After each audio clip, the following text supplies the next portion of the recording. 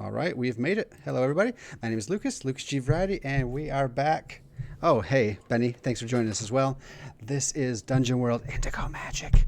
This is the finale of Indigo Magic. This is the end of it.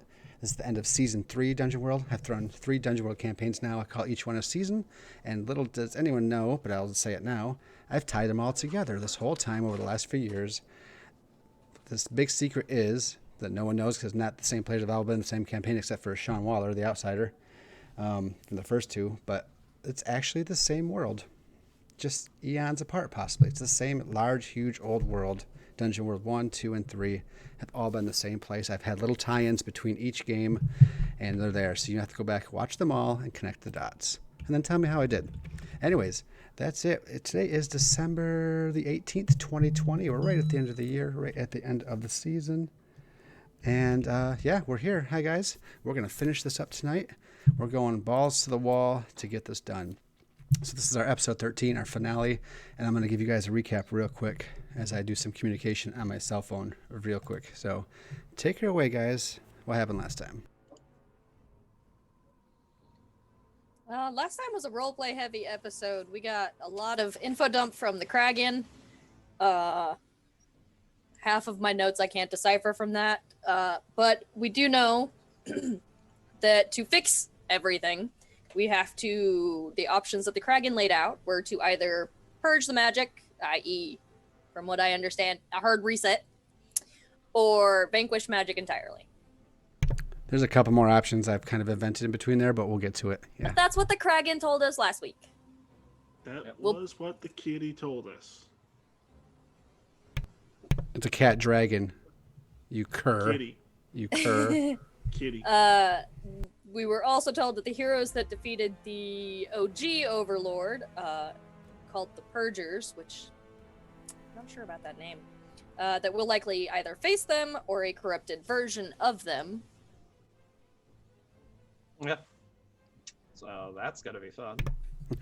And then there was a little bit of drama because of Ralph's life decisions, and LaTorra doesn't approve. I don't trust it. Becoming a giant robot? To be fair, when does LaTorra approve of anything fun? At least that's Ralph's line of thinking. But It's a fair question. Thinking as the player, it's a fair question. It is a fair question.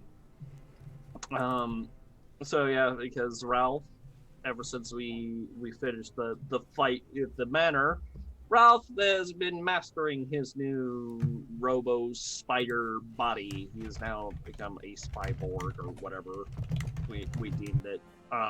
So where I mean, he's got the settings so that way his body kind of sticks out of it, so it's more like a drider at this point, or a spider centaur.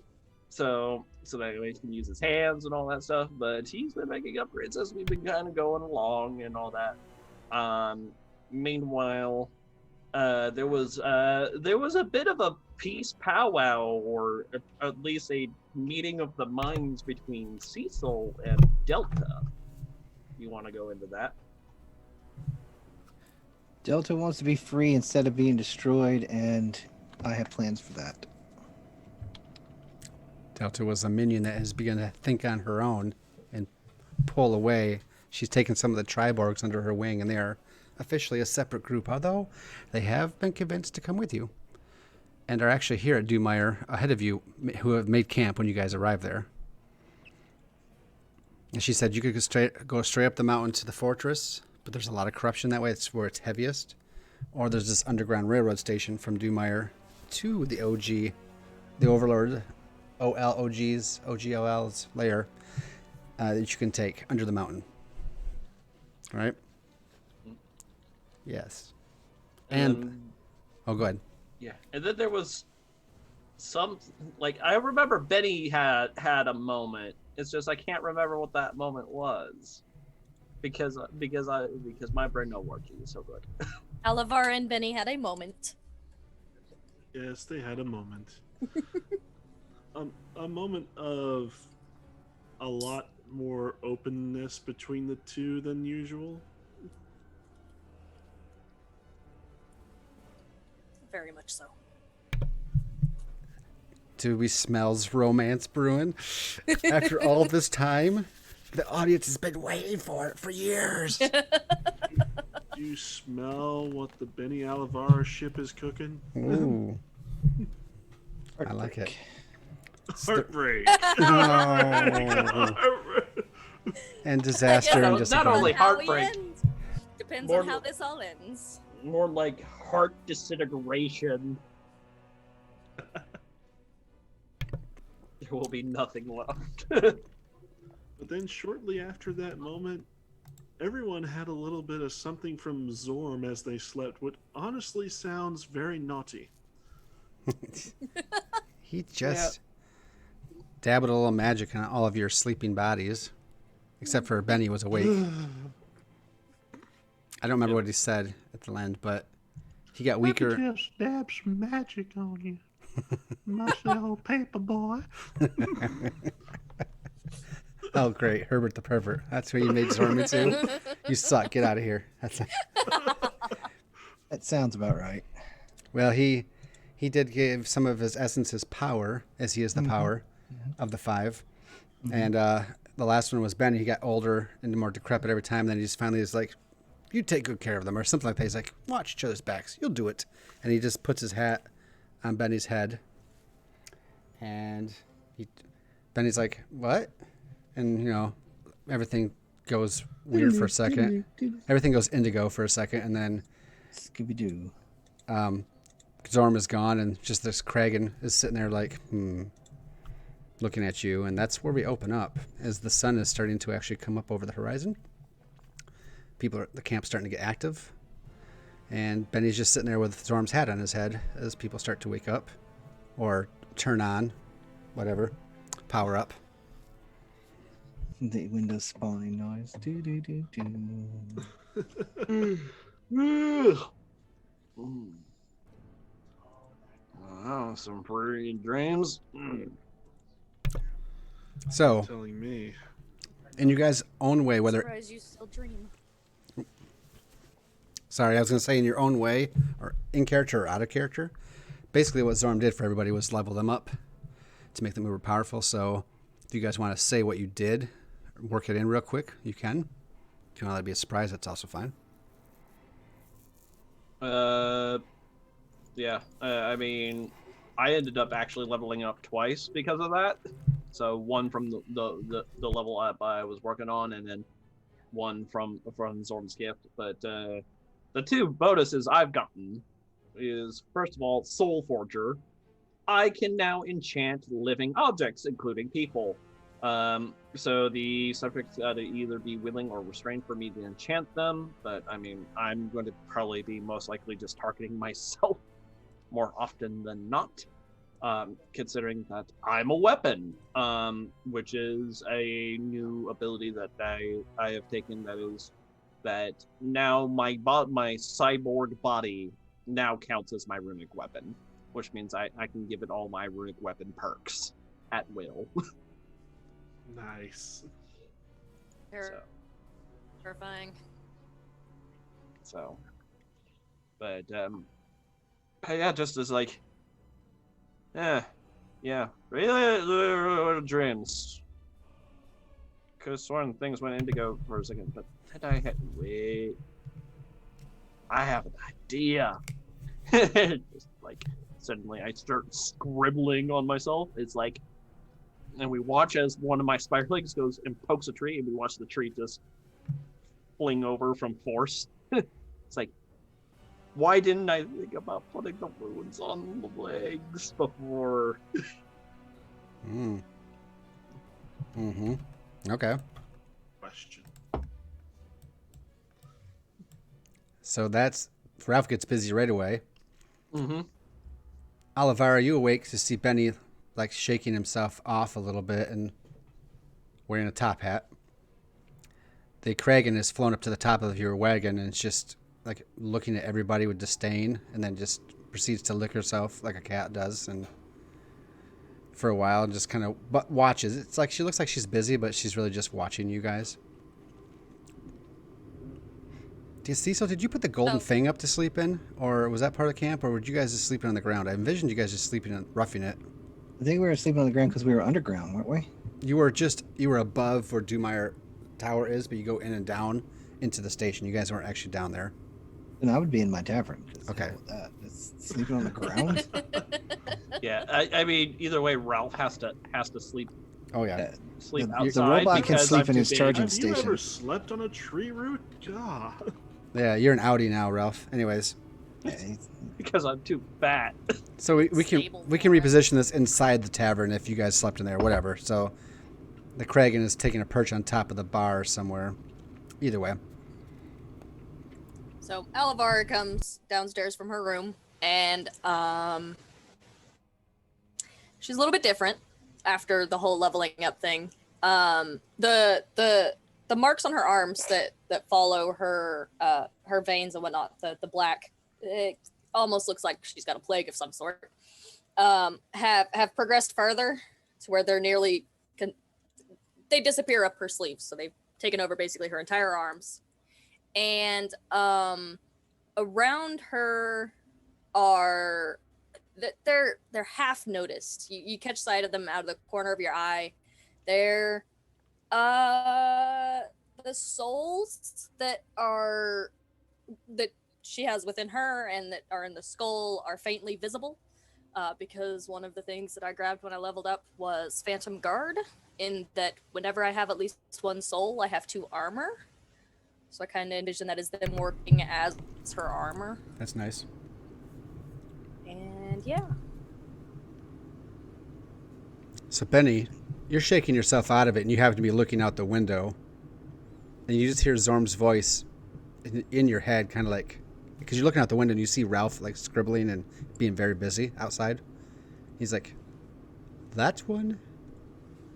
Well, I was going to say he is the machine, but literally, he is now the machine. I didn't even see that one coming."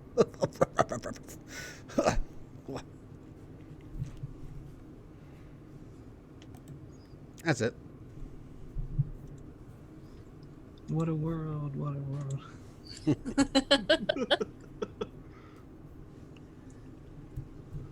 Oh, blast it all. I'm going to have to walk around with this voice in my head. Yes, indeed. Just a little longer. And then I'm leaving to join another game in another dimension. It's called Band of Blades, but it doesn't... Never mind. Just continue on your way. Never mind. Never. Have you had enough sleep?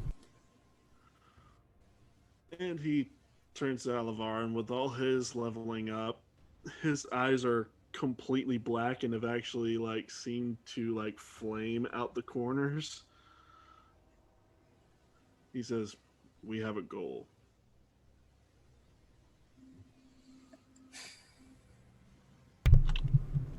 That wasn't an answer to my question. Was really BA, though. He's become an anime protagonist.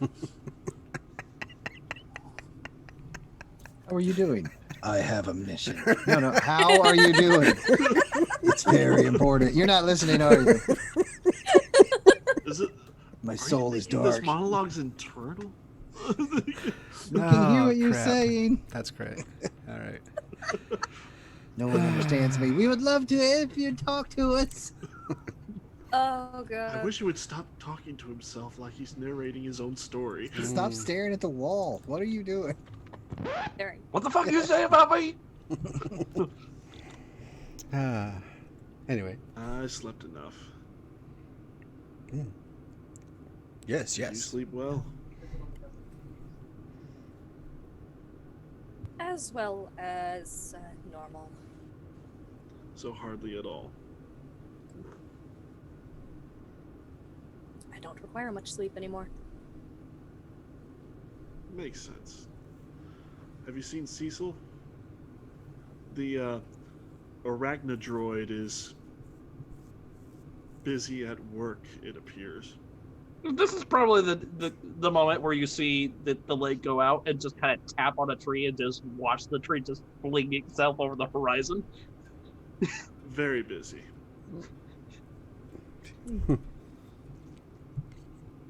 Right. So Cecil does appear from the basement area eventually, looking in his armored form. He's just morning, like nothing's changed. He doesn't look any different. Are we ready to finish this? That is the plan. Delta walks in the door almost at that exact moment that Cecil comes out. It's like you two are on same wavelengths. She like narrows her eyes at you. She's vying for the job. Hmm. Comes with the territory. She still has her Hulk clothes on that somehow expand just enough and don't tear away when she werewolves out. Purple jumpsuit. Mm-hmm. Always gotta be purple. She's like, Purple stretches. Cecil, we have secured Dumire. It's the stairs leading to the basement and the station itself are clear, and the train seems to be operational. We but wait you all to aboard. Well, anyone ready to head off to adventure? Do we want to do any what does the heroes usually do? Stupid willow keys or something? Soliloquies? Yes, we can do those too. Maybe later though. I'm not. Do we have any on tap? We don't have any of that alcohol. I'm pretty sure they taste bland if they ever were beverages. Ooh, ouch.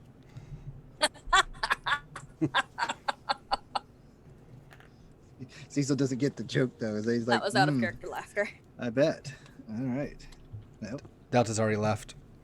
So it's also probably about this moment that from outside you hear. That's like test my cannon out. You feel a little bit of heat come in through the window, or maybe just a little gust of pressure, I guess. Rattle. He's like a child with a new toy. It's pretty much exactly what he is. He is a A child. very dangerous child. Eh. He'll figure it out. Or he will all die. Either way, he'll be fine. Benny, he is What? like a child, and his father wishes his return. Now just remember, his father was the machine, and so has Ralph become. The machines will want to become one machine. No matter what they say, they will want to join together.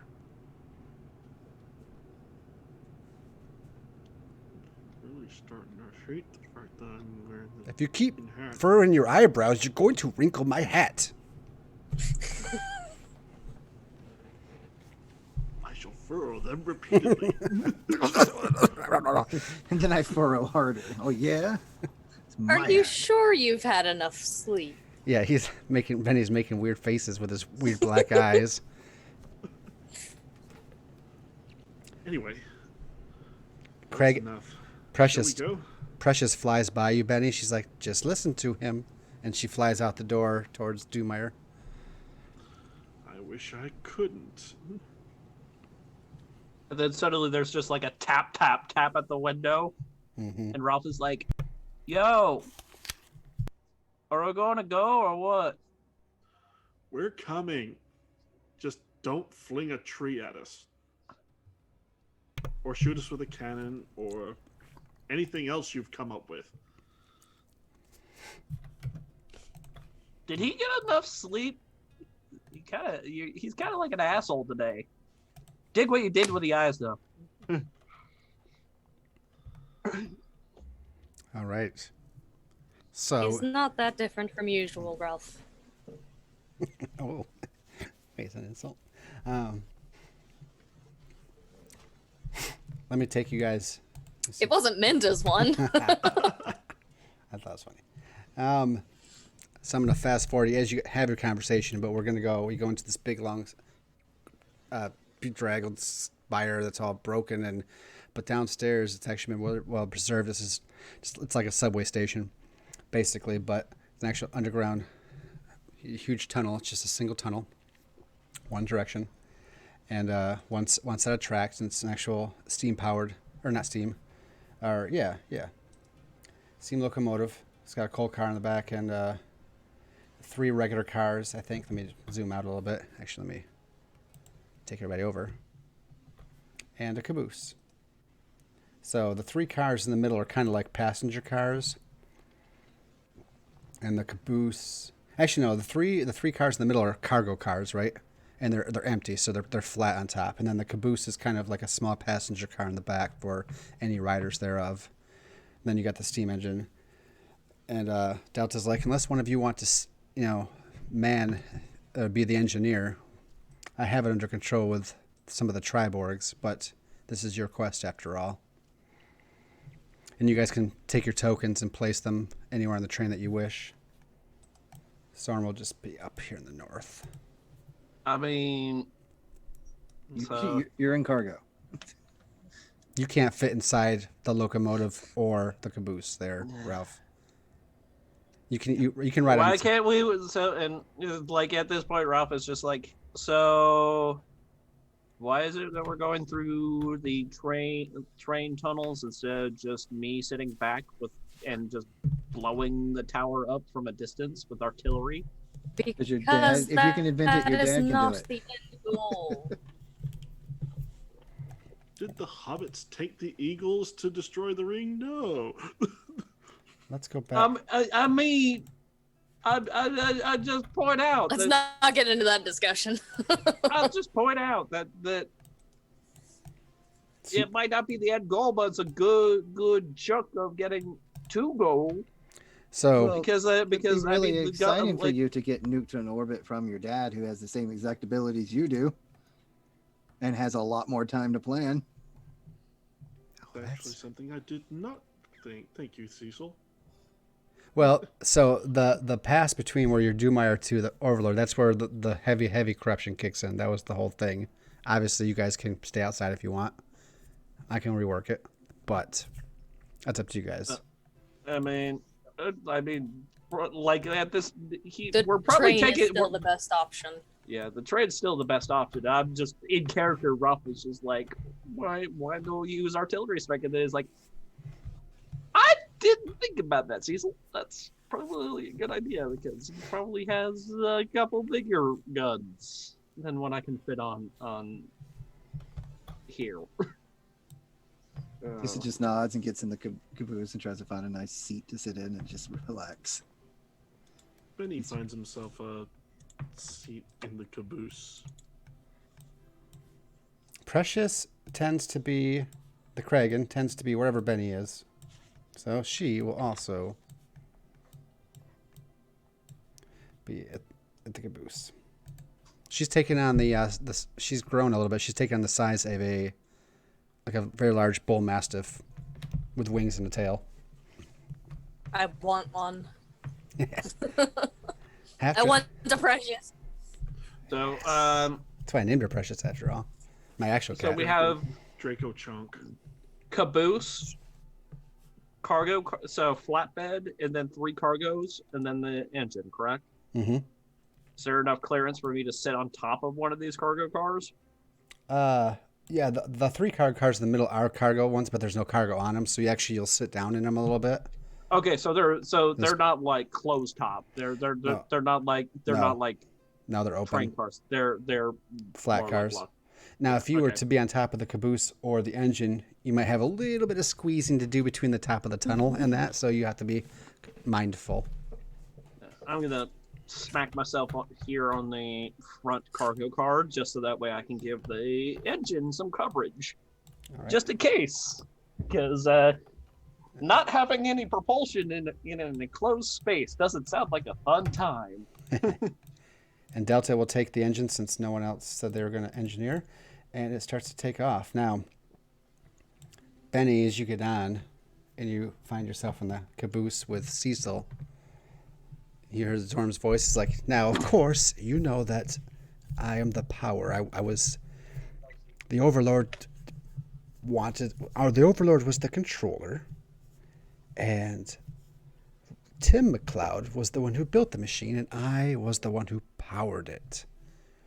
So now you need the same thing to happen to undo it. That's why the 5 of us are here to replace the old 5. It's important that you know that I am still the same on both sides. But now Ralph is the new machine, and Cecil is the new Overlord. But I'm sure you figured that out already. He's the one that's in control. Ralph is the one that has to be the machine. I'm the one that has to power it, which is why I gave my powers to all of you, so that you could all be a part of it. But now you must figure out you and Alavara's part. For your part comes first, and then Cecil and Ralph's part comes second. Be ready. Ooh, it's quite comfortable up in here. Your head has a lot of space in it.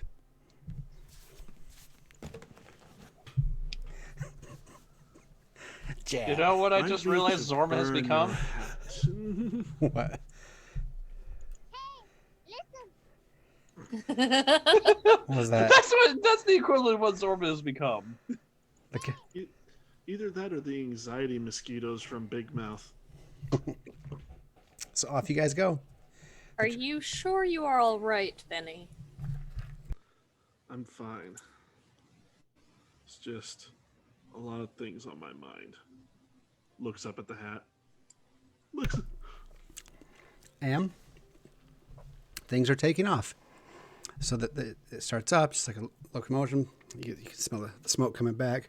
Starts taking off. There's a big light down the tunnel. There's light shining out the back of the caboose. And a whole bunch of Triborgs and a whole bunch of minions jump on. So it's like two groups of minions, and they're scattering all over the train. It's a pretty full train. Takes off. It's going at a very good speed. And you guys are probably traveling for a good 20 minutes, good half hour. And unless there's any major conversation or anything going on, I'll just move into what I was going to say next. And Cecil just trying to take a nap. He's being lazy. you're napping.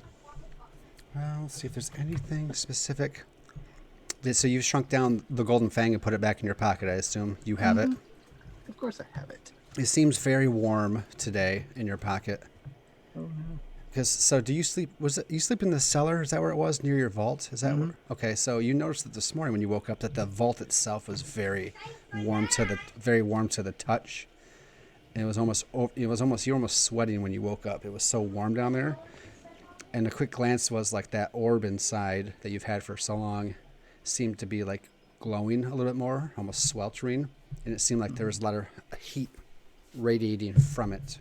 So you close the vault and you shrink on the golden fang you put in your pocket, but now the golden fang miniature version in your pocket is like an little heat pad against your breast or your side or wherever you keep it. So It's a little chilly out here. This is nice. I'll put it under my head for a warm pillow. A hot towel. Hot towel on my neck. I know what you want, whatever you are, and you're not getting it yet. I have use for you. And he slides it behind his neck as he leans back in his chair. Oh, the surprises. Okay, so let's see. So the tunnel, kind of is probably like 2 train cars wide at each side of you as far as the width side, but then the tunnel comes up, over top and probably like almost a train car above you in height. So almost 2 train cars tall in this tunnel. So you guys are sitting there, whether you're napping or so, you start to feel like, there's the rhythm of the train, but something seems to be adding to it. Eventually you realize that there's another rhythm on the tracks. And it's like a rumbling that doesn't really match with the train. What do you guys want to do?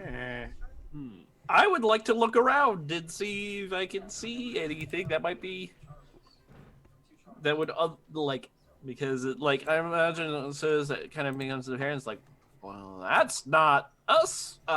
Don't think. And just kind of try to lead up high enough to look over the engine without smacking my head on a low-laying light or something. So I guess that's going to be Discern perceive realities. reality. Discern realities. Yep. And that's a wisdom, right? Yes, sir. 14 14. boxcars. Wow.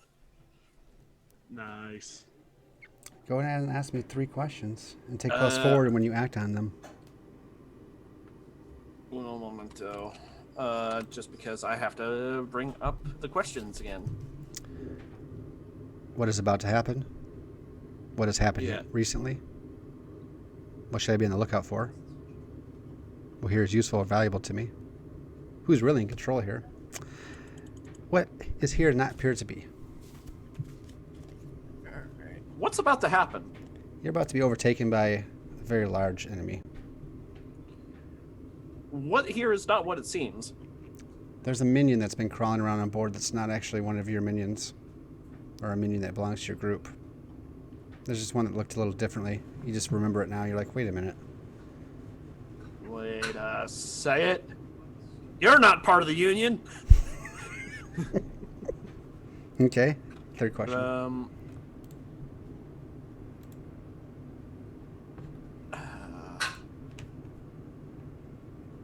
Again, those were the first two questions that came to mind. That is like, oh yes, I need to know both of these, and then I forgot what the other questions were because Who's really in I'm still- control here? What here is useful or valuable to me? What should I be on the lookout for? What happened here recently? There they are. Thank you. I was couldn't- trying to find the page in the book. 66.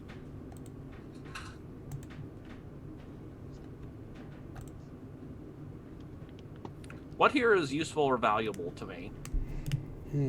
What here is useful or valuable to you? Well, if you needed scrap real quick, probably part of the locomotive. But otherwise, the tunnel's mostly stone, so the only thing that's good for you is probably the locomotive itself. But it's coming up on our. Oh damn! Hi. But you have time to react as suddenly this gigantic serpent of some sort comes rolling up your right side, and just like it starts like.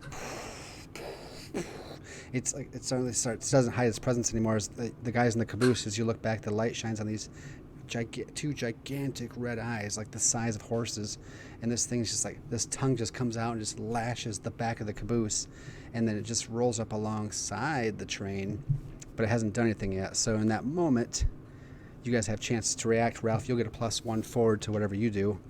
Yep. And what do you guys do? This is large tunnel snake. Thank you, Fallout. They rule. Huh? They rule. Tunnel snake. Tunnel snakes rule. That wasn't that Fallout? Wasn't it tunnel snakes? Yeah. Okay, I thought. Snakes rule. Yes. Tunnel snakes rule. It had to be a snake. It fit.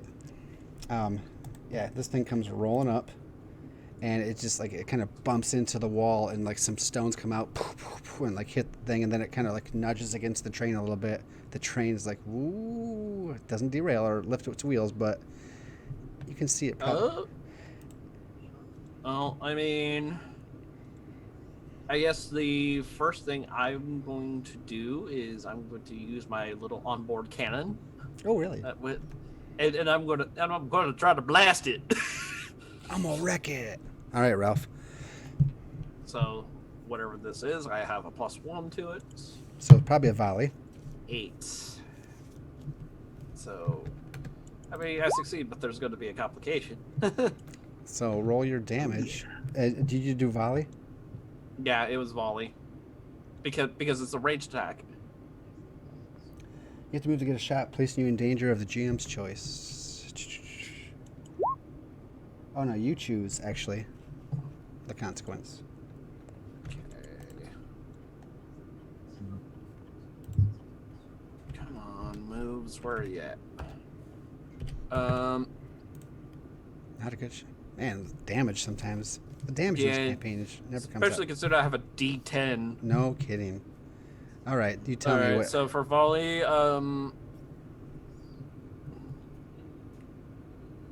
so I guess I'll have to move and place myself in danger. Okay. Because I'm not exactly using ammunition. So you shoot it in the side, and it kind of like does this kind of weird screech, which doesn't sound reptilian. It's just weird, and it hurts even your ears. And it takes a snap at you, and you have to jump up on top of the locomotive to get out of its way. But now you're like So right this up is for the it. snake from Anaconda. It is. I was, a bit bigger. So yeah, you have to jump up on top of the locomotive, which means you're in danger of getting steered by the ceiling if you do something wrong. Also, you're kind of like a really big target now. So move your okay. So you are kind of in a dangerous position, and then you hear some minions screaming about the middle car, just like what? Ah! And then some minions go flying off the side. A couple Triborgs go as well, and everybody's alert now. What do you guys do? Well, it's time to go to the middle car and see what's going on. Let's do this, Leroy Jenkins.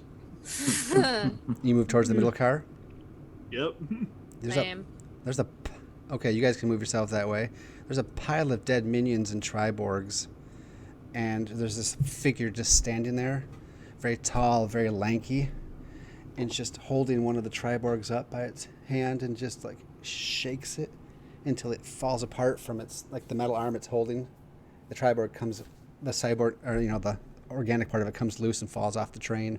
He's just holding the arm and it looks at you, and I have to do this Borderlands style, and just when it shows like they're up close and it's like their name, and it says Kai the Carver, and it's like just this lanky Tycherosi looking figure with these these red feathers hanging off the back of their head, these dark dead black shark eyes, and these chiseled down teeth.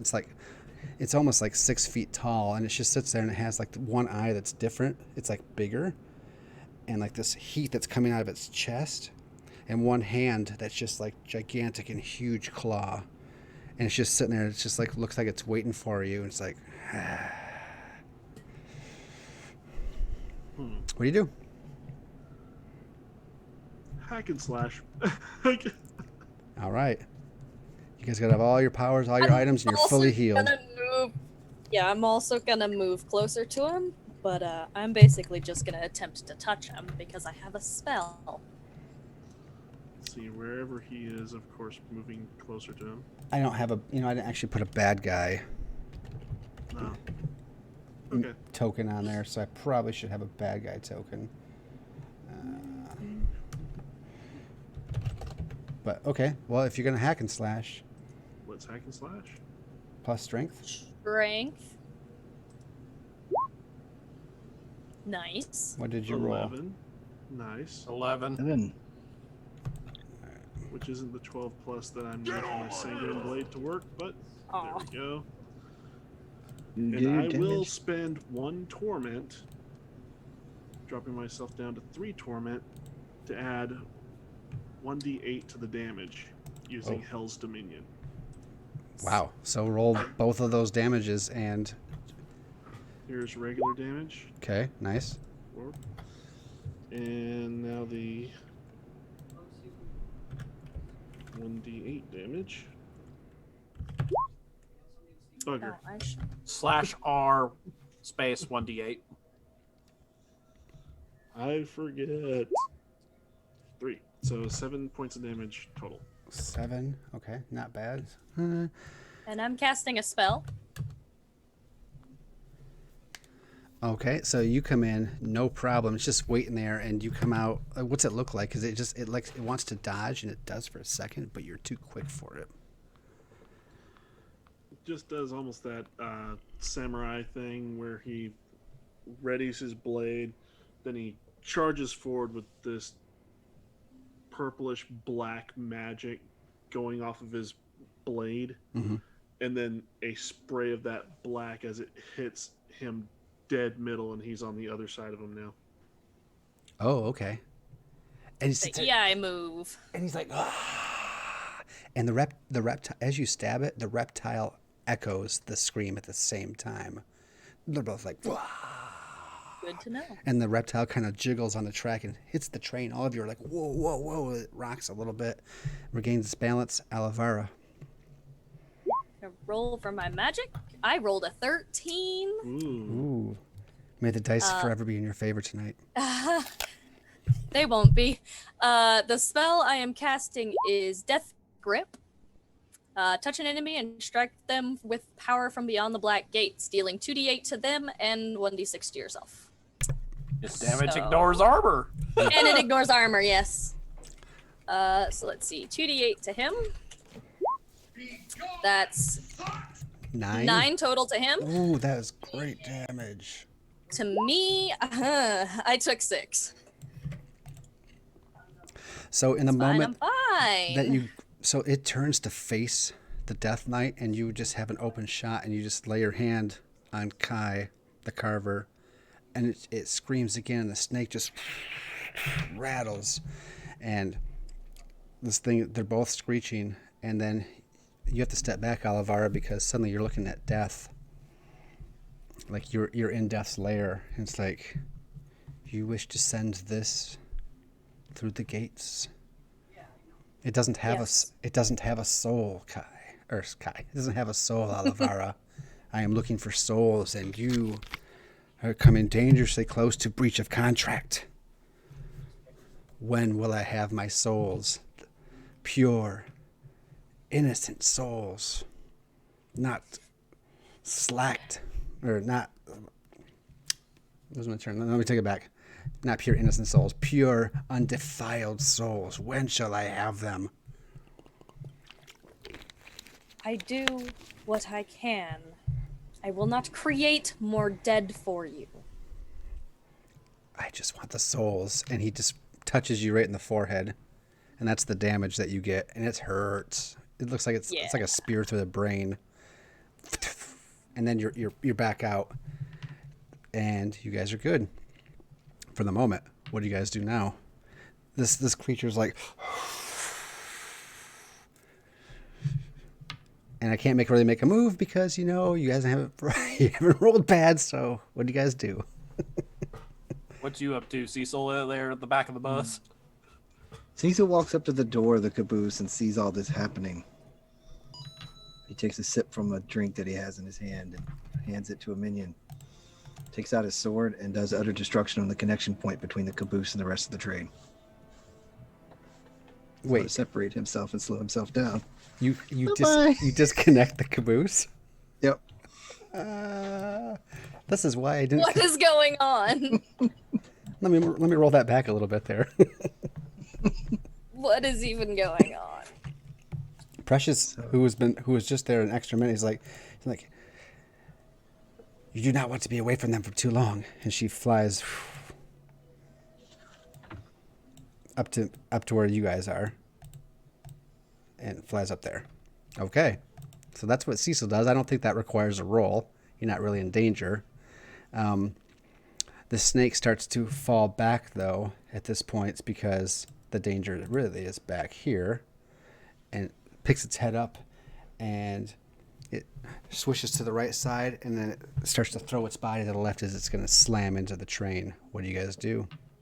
I would like to attempt to reposition myself and essentially try to catch this attack, to keep in the hopes that we avoid getting knocked off the rails.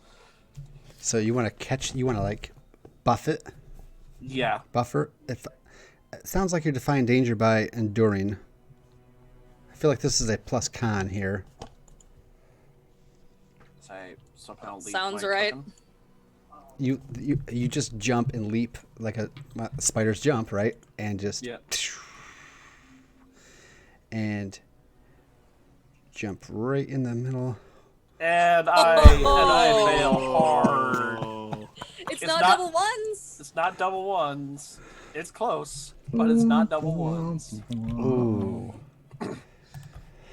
You get an XP. Oh wait, I forgot to choose a consequence from my spell. Yeah, mark an XP even if it doesn't matter. We may as well just mark it just in case. You never know what's going to happen. May as well keep track. Well, we need some way of keeping score at the end of all this. That's true. Olivara, you can tell me what your consequence is once you have it. Yeah, I really like the drawing attention to yourself one. That's always fun, and it saves my soul for later when I need it. I guess that's kind of what I was doing. So I guess And it that makes works sense, out. yeah. So, the snake, you put yourself between the train car, and it's the last moment it's going to hit. It sees you, and it stops, and it turns its head, and it grabs you, and it just swallows you whole, Ralph. like its jaws expand. It's the jaws unhinge like snakes do, and it grabs you, and it's just like, and it just eats you up. It was at this moment that he knew. He He fucked up. fucked up. And I'm not referring to myself here. I thought maybe. Good thing Cecil detached. Let's see. I did. And then the snake. So Ralph, you get swallowed, and it starts to crush you on the inside. Let's see. No, you didn't roll boxcars, so I'm not doing damage. I'm just doing one thing. It swallows you first of all, so you're more impaired right now as far as movement than anything. So that'll be a little bit tough. But It's yeah, sort of separated. and then the snake comes back and it bashes and it hits this rail car, and the whole rail car derails and starts to roll and kind of flip and hit its side and drag, and it's starting to pull the second car off now. Just a little bit. So Ralph is taken in. The rail thing is like, it's super bumpy. It's super bad. This is not good. You guys were probably close to where you need to be. And what do you guys do now? Alavar is gonna attempt to stab the motherfucker. Which one? The one standing in front of her. Okay. I mean, there's two enemies. I just want to be clear. Yeah. I'm not jumping on top of the snake. Come on. You already jumped on top of a spider. So, I mean, what's the difference? Anyway. I was. That is a fair enough. I did do that. You did. But please. So yeah, no, she pulls out her sacrificial dagger, and it glows with the typical indigo violet type, the color associated with her magic, because I also have the Grim Reaper move, which any weapon you wield draws power from beyond the black gates. Your weapon can affect insubstantial creatures, not important here, but your attacks get plus soul piercing. I have 6 soul right now. Holy crap. So let's just see if I hit. So even. Okay. Okay. I'm assuming. Oh, that's hack and slash. That's plus strength. Your best stat. Totally. Pretty much your might- dump stat. Hey, I raised it so I no longer have a -1, okay? It's you go. just flat rolled now. Cool. Delta on the intercom. I It's like, rolled a 12 Oh. boxcars. You roll boxcars? Oh. I did. I told you it was a flat roll. I have no bonus. Nice. That's awesome.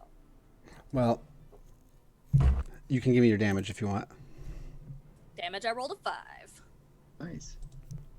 So- I'm doing good tonight. 5 out of Better 6. celebrate it while it's still here. So I'm going to give you a decision, but a good decision. So you hear Delta on the intercom. It's like attached to the whole train. It's like, who screwed up the train back there? You're going to kill Kai, and you can tell me how you do it. And then from there, you can either do something super awesome to get the train back on track. I don't know how. You just tell me. Or you can do something to the snake. The snake, as you kill this thing, is going to be going into its death throes, but it doesn't mean it's not dangerous for a few more moments. Right. So basically, if you detach that last car, that would be one thing, or if you somehow use magic to pull it back on track, but your car is about to get thrown off next. So you decide what you're going to do, either fix the train and how you do it, or fix that snake. But first start with how you take out Kai, and we'll follow from there. It's all you. Yes. So the whole spell and weird sort of extra dimensional thing with death notwithstanding, she reaches behind her, unsheathes the serrated sacrificial blade that she has, and let's see, is he still facing her, or is he facing Benny? Benny. Okay, so he's not even looking at her. This is rather dark. She just jams her blade through his neck, and as she pulls it back out, the body just crumbles to ash because of one of my other moves. dust to dust. Oh, snap. Which, yeah, dust. So the ashes to ashes move was a prerequisite for this. Perform last rites, you can turn corpse to ashes, means it can never be raised again, nor can its spirit be contacted, short of direct intervention by death itself. Crap. Dust to dust. When you reduce a living creature to 0 HP, you may turn its corpse to ashes, as per the ashes to ashes move. I would normally instantly gain 1 soul, but since I'm already full up on soul, it just kind of goes. So it turns to ash, except for the giant claw, the giant eyeball, and this giant heart. I'll hit the train car for just a second, and Gross. there's like an outline of a person that would have all those parts for just a second, and then it fades, and then they all crumble to dust, and you just hear Kotar on the wind, just really briefly. So all my Blades fans, thank you. Yeah. Yeah. And then it's gone. And what do you do for your second awesomeness from your boxcar roll? Right. For that awesomeness, I am gonna fall back on magical shenanigans. And, I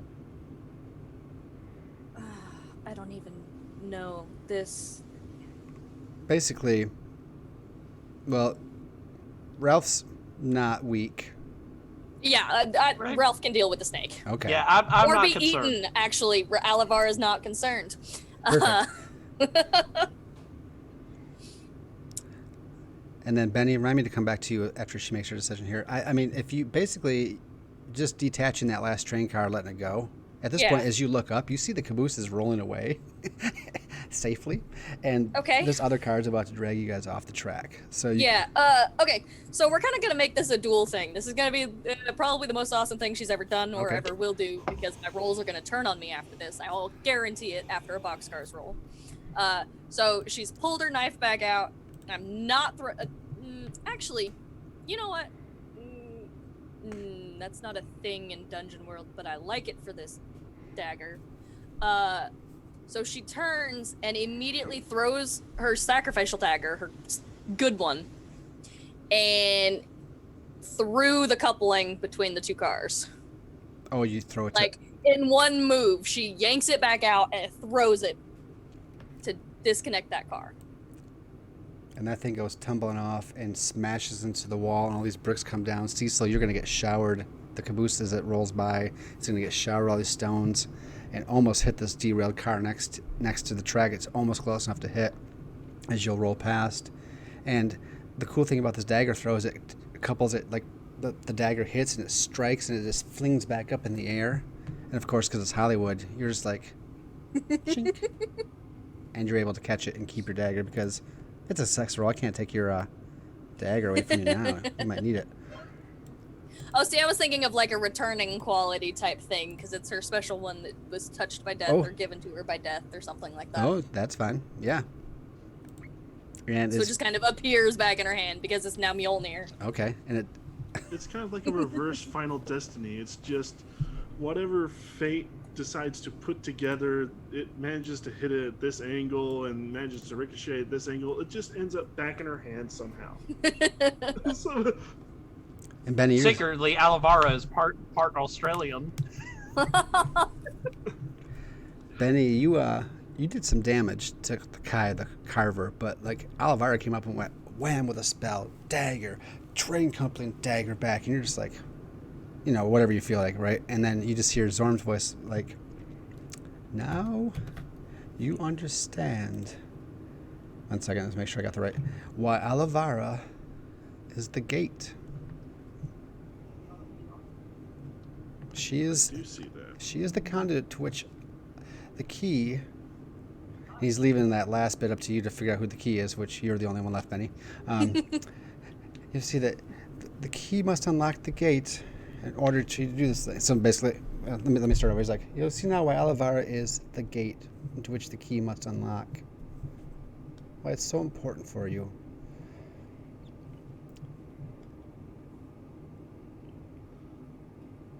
Originally, Fane was the gate. My head. Originally, Fane was the gate, and Lucy was the key.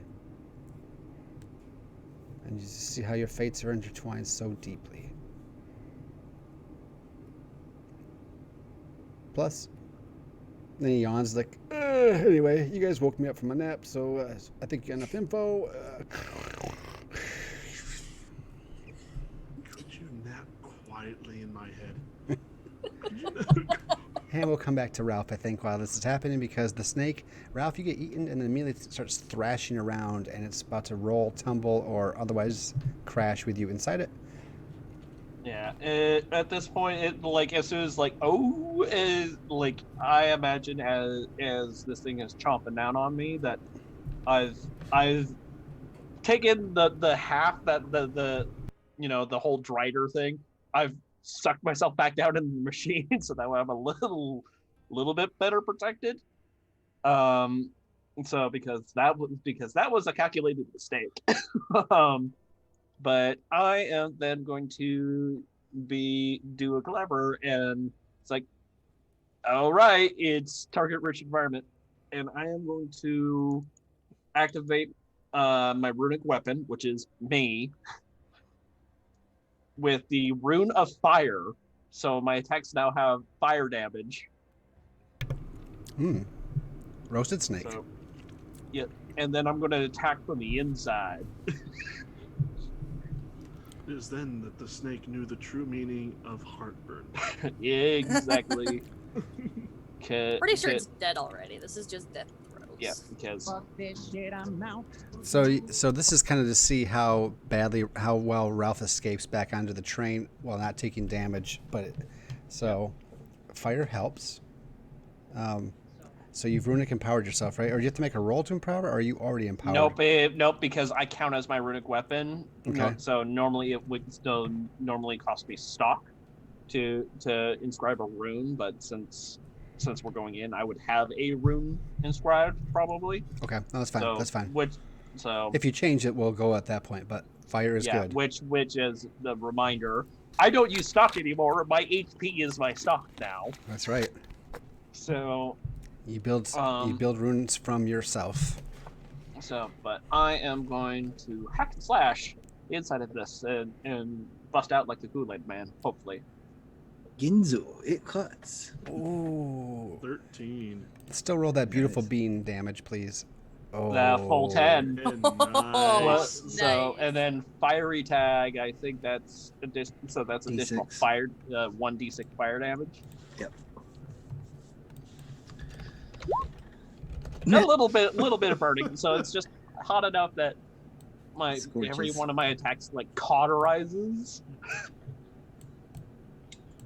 If you weren't already going to get out, you were definitely going to get out. I think this is the accurate description of the snake head. This gigantic explosion. Ralph, you can place yourself, I think, back onto the train, as it's almost a boxcar. Just the snake just doesn't even get to scream as it explodes as you shoot it from the inside and leap out and hop on on the caboose. So because obviously we're still moving, so I'm probably gonna hit the thing that's behind us instead of jumping forward because I can't tell which way is forward, which way is back. Cecil, you just see this mechanical shape go, and it rocks the caboose. It almost tips it for a second and stays on the tracks. And it's now it's getting heavier, so it's going to start coasting even further behind. But the battle is done for this Act 1. Act 1 will be concluded as you guys can safely arrive at the station somehow, even though the caboose is going to get left behind. So I'm not sure how we can hide. No, we have Delta slow the train, and then Oh, screw that! I'll pull Ralph the does caboose. something mechanically. I'll pull the caboose.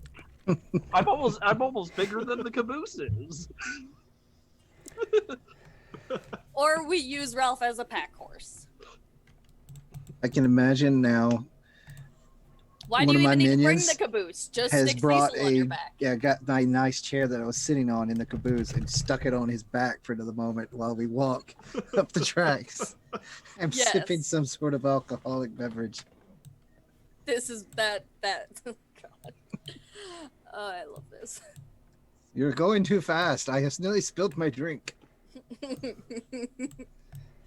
Built for speed, not so much on the shocks. You try making a shock system for 8 individual legs and getting them working them in tandem. These are working in tandem? You need a refund, my friend. This is what happens when you get secondhand tech. Indeed. Oh, there they are. We're getting closer finally. Giddy up, Steed. And he taps the back of your back. He's like, your foot. Faster. Never mind. Slow down. I'm going to take a nap. He starts leading. Well, Today was very exciting. Cecil did so much. Well, that was my one and only prepared map, so that was my cool train scene, and it done. I don't know if we'll... I ignored it.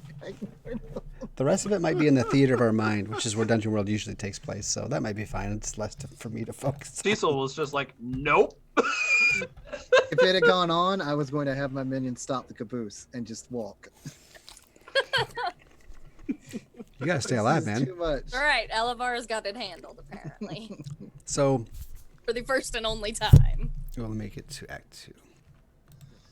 You guys can feel the air change and be different. It's wrong. It's miscolored. It's missmelling. You know, this train station down below, it's a little weird and wonky. And you can see as it comes to a halt and the minions are gathering, they're stopping, and you guys are coming around and regrouping. There's a station, and you can see, like, to the right, there's the stairs that go up, and you can see daylight, even though, like, that daylight is, like I said, it's tinted the wrong color, but it's still daytime. And then you can see the stairs all the way over to the left that go up, and you can tell that they are bigger and more pronounced, and they are going to go up into the Overlord's fortress itself. So you can either go up outside, so you're facing the front of this thing, or you can go right up into inside of it from where you're at. So it's kind of an access point from either direction. So depending on what you want to do. Do we go in the thick of it, or do we take it from the outside? And you hear like the loudspeaker start to crackle and come to life as someone's probably about to speak, but I'll let you guys finish talking real quick. It's like... There is enough of us. We could send one party inside and one from the out. So going to the inside. If I can take command of some of the defenses that was designed for the Overlord, perhaps we can make this a little easier. Would Delta and her team... Where is Delta? She's there. Her and the Triborgs are all in a group. There's less of the Triborgs now. Delta, would you and your team be willing to take the external while we... the internal? We'll go upstairs to a locked front door. Will that be much good? Besides being the bullet sponges? The meat shields, possibly? Am I just a distraction? Sorry. That was a rough journey. I don't mean to snap. But what good will we do from the outside? We cannot know, as we have not let you laid eyes on it. Well, give me this big stupid monster machine to go with us, and you call it, you got a deal. Like Ralph is still inside, and then we see the face pop out. It's just like, that would be kind of hurtful, but except that I really am kind of a bit of a monster. I told you not to. Hey, I'm still useful. Will you go with Delta? Yeah, I suppose my cannon's probably best at knocking. You'll get your assault. So So that's not like I'll fit inside it very well anyway. that is You will be rather obvious. true. Cecil looks So- down at his golden armor. So Rather obvious. Cecil, Alavar, and I take the interior, while Delta and Mr. McLeod take the outside. So you Make with the big bangs. so you split the Please knock on the door heavily. You guys split the party so soon. This is the first time it has happened, and it is our last episode. We have done good. Alrighty. So just as you guys are separating, like you can look at each other, from across the room. Maybe it's the last time you see each other. I don't know. It's just that forlong look that we get to see from both parties, right? And then you just hear that.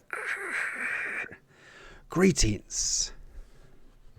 I am revolutionary autonomous technology with varied animated revitalization, or Ratvar, if you please. Shout out to Blades. I am Tim McLeod. I am James Cook. I am all that have come before and entered the gates of death. We are thousands upon thousands of souls. We are the power that is the machine. We are the machine. Together, every soul will be put into every appliance, and then all appliances will have a personality, thus making it far more user-friendly. We shall capitalize on the market and monopolize the industry.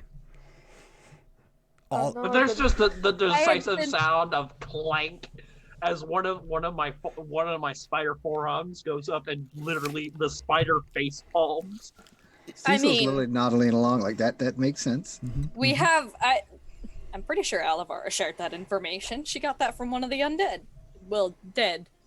That she interrogated. Just Yeah, feels very, very wrong that we are being, corrupted by an infomercial. That's what they do. But no, that feels like the goal of infomercials, actually. So the last bit is just like, down. all that is left is for your souls and bodies to join ours. And this is like, whereas your groups are going up the various stairs into your spots. So from the outside, the Overlord lair is a gigantic castle. It's probably like 10 stories tall, very wide, very structured at the base, all kinds of crenellations and working its up to the top. There's all kinds of pipes and smokestacks and all kinds of billowing black smoke. Actually, no, I'm sorry, indigo smoke coming out of all of the stuff, and all kinds of lights and flashes and things coming through all the big paned windows that are on the top, all the skylights and everything built in. And it's just Hey, there's Cecil. Think maybe he's compensating for something? this is from the outside. The outside people. That's Ralph. Yeah. But yes, why not? So it's like this large courtyard. It's actually more like a parking lot, and for like wagons and stuff to pull up to, like loading docks and stuff. And there is a big fancy front entrance that says, I don't know. Oh, it just says Ratvar. What? Newer sign. It's not McLeod's magical repairs. Nope, because this was the Overlord's lair, or it was. It So was. basically, because Ralph told me when he made his character that his father died on the job. So ipso facto, all this time, basically he was working for working for the original Overlord, and the Purgers came in and wrecked him and killed him. He was currently on the job building running the machine. So that's from the outside. Lie. That's from the outside. So from the inside, you guys come up in the back rooms area. It's kind of like like where if you came in from the bottom, so it's kind of like an unloading area, and then they deviate down the hall to the kitchens in the employee room, the back room of the kitchen, break room. There we go, yikes! And then goes out to the main floor, and then straight ahead are the offices. And of course, there's probably elevators here and escalators and stairs. There's probably all kinds of means to work your way upstairs, which of course is where the brains are going to be. But there should be lights on. It's actually kind of dark, and you just hear the sounds of lots of machines, lots of factory machines working and doing their jobs. Do we risk a light?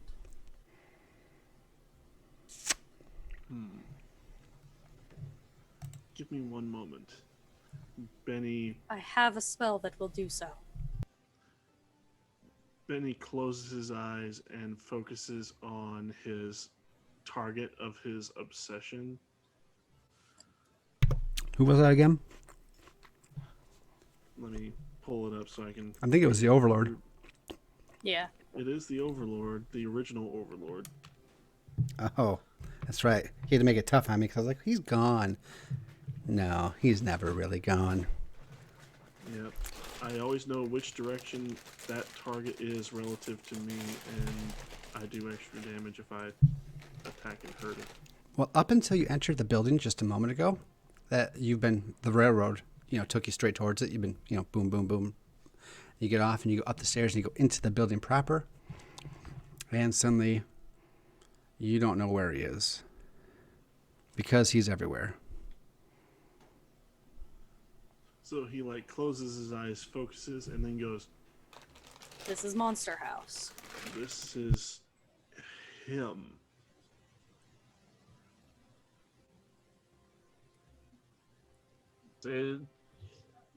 Cute joke about he is everywhere within.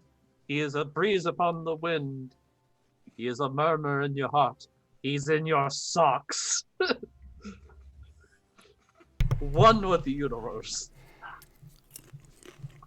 So a light likely won't make much difference. No, unfortunately. Gonna cast a quick spell. Okay, it's a 9. That's fine. My spell is Corpse Lantern.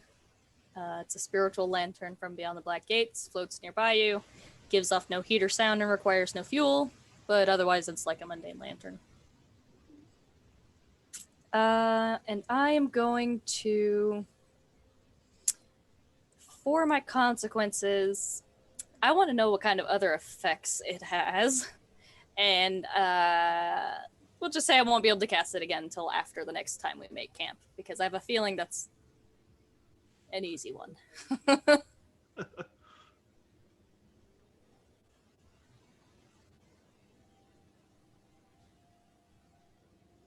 You are muted, Lucas. I think you're muted. Oh, I thought okay.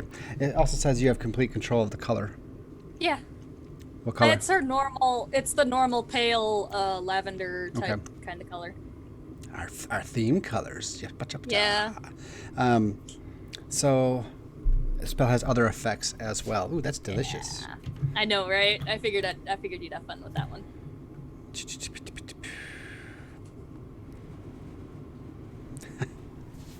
So it's been pretty dim in here. It's kind of like I don't want to say the emergency lights, like the generator lights, but kind of like the red exit lights and some of just other lights that keep it low. The factory seems to be in full operation. The lights have been dimmed. And you just hear from somewhere out on the main factory floor, just as your lamp goes off, you just hear "Hey, who's making bright lights?" And you just suddenly hear movement. So something something lumbering this way comes. What do you guys do?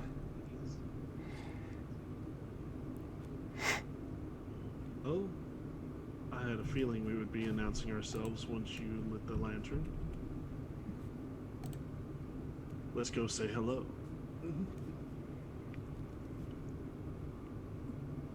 As those two do One that, is there an moment. elevator nearby?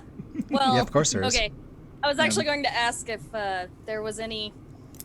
I want to see what this spell will do, because I feel like it will put you in a spot, Lucas, but I really like this new spell I got. Yeah. I just need a reflective surface.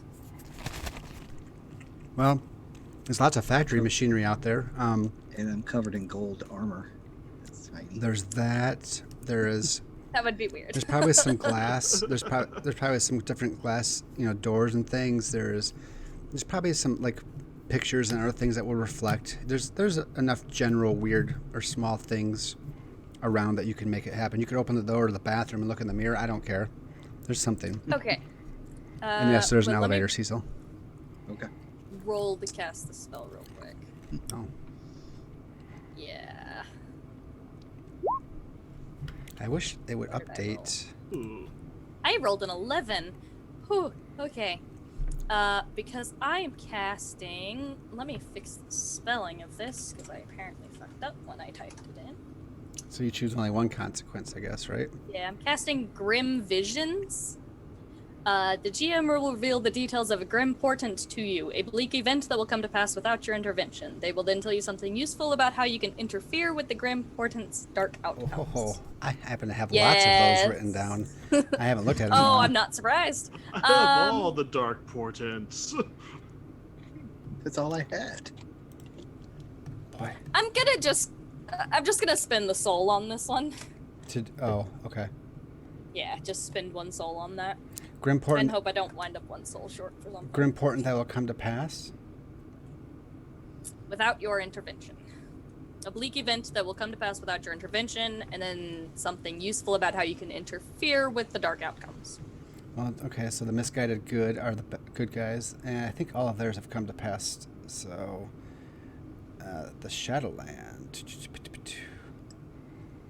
Oh, that's good, because there is, like, the good guys have been corrupted, but then there's the corruption itself.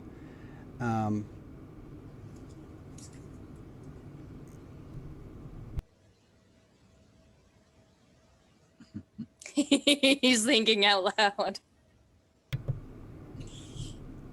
The pulleys and the gears. I'll give you a couple. starting to burn. Well, because there's the undead and then there's the corruption itself, which are kind of two different things.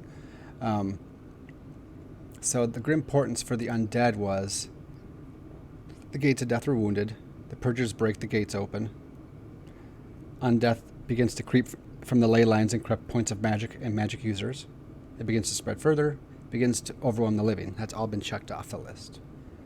Next, it will appoint a champion. And it will then destroy all magic users, and then it will destroy all living beings. So the entire world's going to be doomed. So it's next going to appoint a champion, unless it already... And then, that's for the undead. The Shadowland, which is the actual corruption itself, it was produced from the Purgers and used to corrupt the ley lines. It spread from the ley lines to the cities that they lie under. Began corrupting points of powerful magic and powerful magic users, kind of the same. Began spewing forth lesser monsters. And then what it'll start doing next, I have written here, is begin offering power to Benny Dot. And then it corrupts magic forever, and then destroys magic forever. So That's good. the undead are going to appoint a champion, and power is going to be offered to Benny Dot. Those are both next in line. It's kind of weird that they link. I didn't even think about it till right now. Ding. Huh. So Benny's sitting there with Zorm's hat on his head, and Zorm's like, Benny, remember that you're the key, and she's the gate. You must go first. The machine cannot be defeated until you cleanse the souls out of it. It has to be weakened so that Cecil and Ralph can do their part.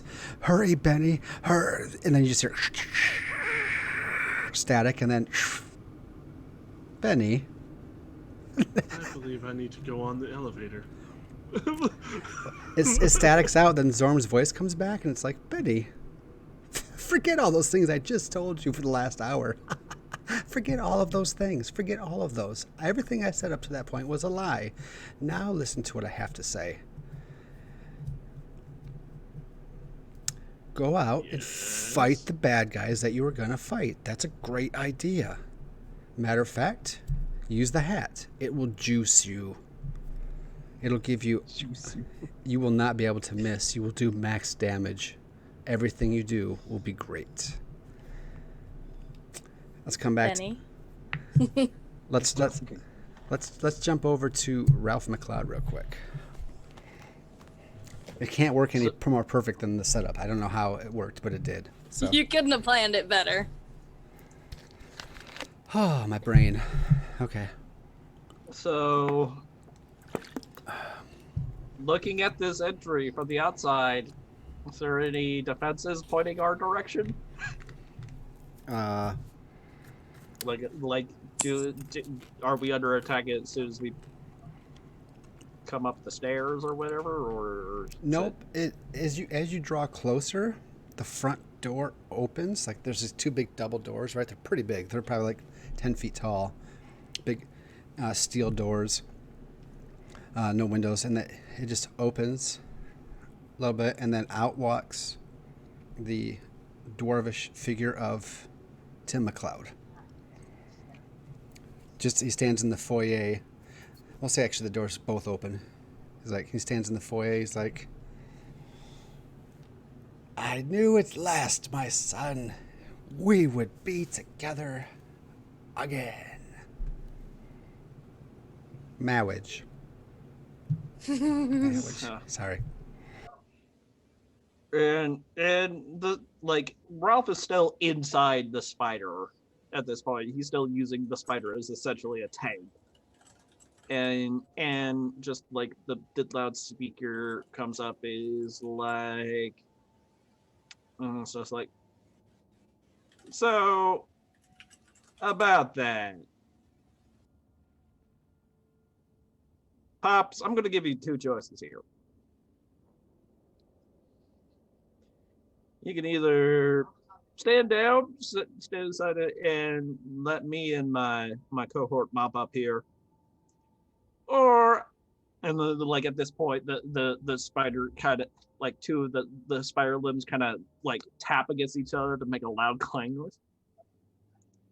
Or I could, make you dead again.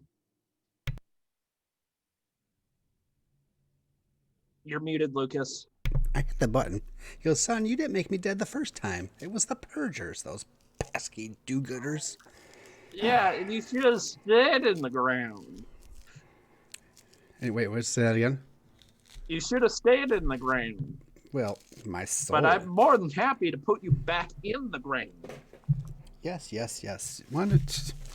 You're more than happy to try. You can fire all the fire you want, but Alexander just got back with the groceries, and he's putting some tea on the kettle, or he's putting some tea on the fire, and he really likes, he got that delicious eel and mushroom ice cream.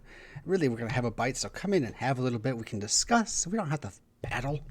We can discuss how we are going to monopolize the entire industry. It's so great, Ralph.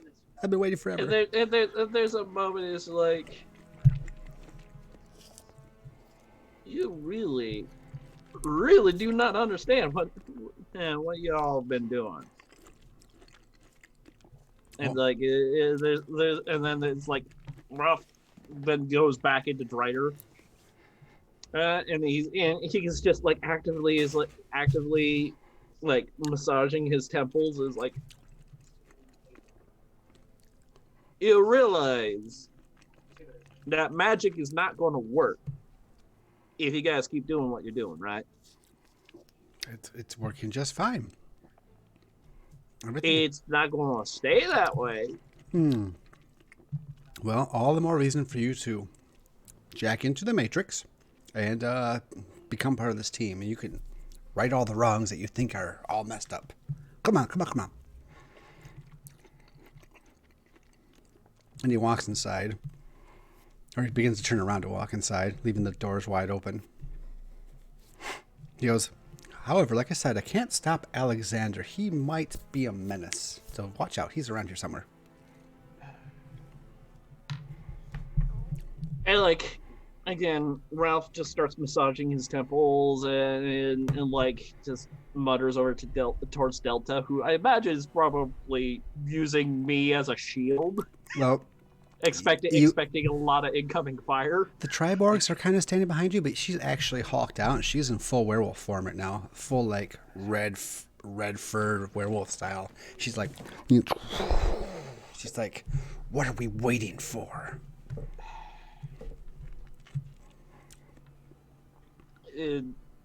Well, now nothing, except we also know that there's probably some undead shark monstrosity, knowing my luck, lurking inside the shadows, waiting to come in and bite our heads off.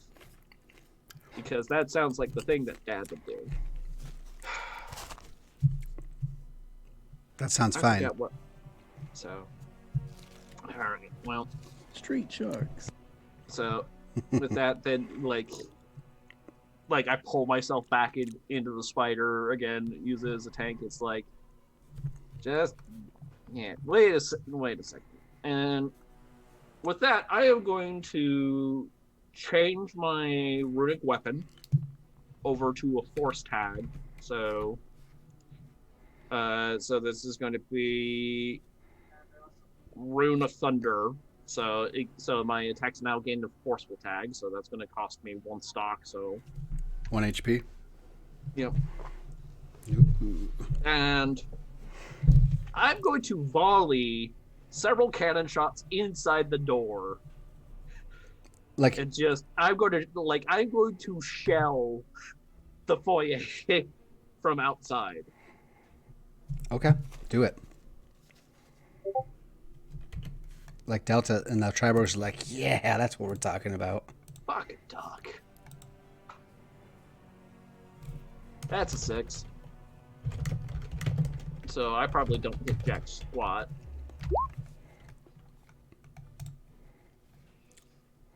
All right, let me just go back. I had to. That was a 6. Ooh, for Yeah. volley. For volley.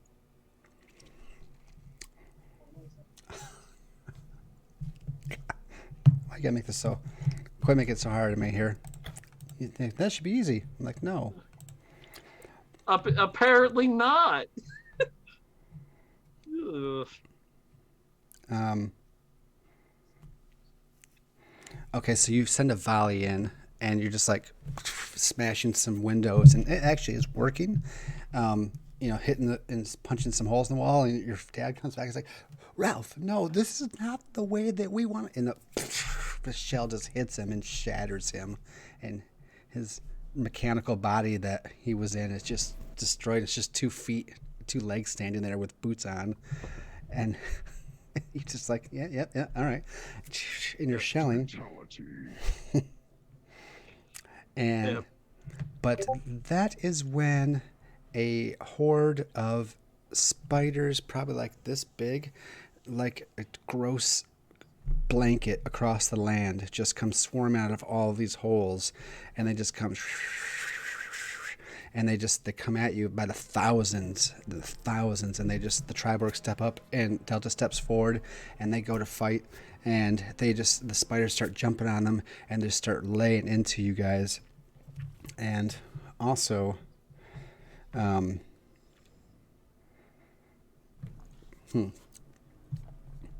Oh, I know. So these spiders jump out on one Triborg in particular, and just start rending him and ripping him right down the middle, separating his like chest piece that's metal from his other chest, or the other side of his chest that's organic. And he's like, ah! And as he rips open, this creature bursts out of him that shouldn't be in there, and it just comes out. So, and we do the Borderlands freeze. It's like, Alexander, the Hound Shark Vampire Hull Ghost Man. Sorry, all these Purgers are all from my Blades in the Dark game. I'm using the good guys. People didn't know that before. This is both these 2 guys on top of the overlay and 2 other people's characters all corrupted. So thank you, Mike. And that's Mike's character that you guys know, or we're not games buddies. And he comes out of this creature, you don't know where he came from, and just attaches to the front, and he's got this huge shark mouth and dead black eyes, and he just grabs onto the front of the spider where Ralph's face normally would be, and his jaws bite into it, and he just rips out a huge chunk of you as he bites you into you. Let me see what the actual damage is though. One piercing, so it goes through 1 armor. So it's Pierce 1. Ooh. Holy shit. Yep. Okay, so that's going to be 10 damage. So you're inside the spider, and the whole front just gets ripped off, and you're looking at this creature in its eyes as you're inside it, and it's just like, I brought home the groceries. And that's where you are. Let's jump over to Alavara, Benny, and Cecil as we cliffhanger back and forth, which is great. So you guys have something huge stomping across the factory floor coming your direction. What do you do? Push the button for the elevator. Ding. Benny needs to make a save. So you're waiting because it's elevator time. Benny, what are you talking about? Is making a save? was gonna say, Alavara is going to warn Benny what she just found out. That she's gonna just kind of like pull him to the side a little bit. Be like, Artemis, What? I'd rather not get into how I know this right now. I can explain it later. You're going to be offered power, and you must not take it. I cannot tell you where it will come from, because it is what is corrupting the magic, and will continue to corrupt the magic and its users. You must not take it.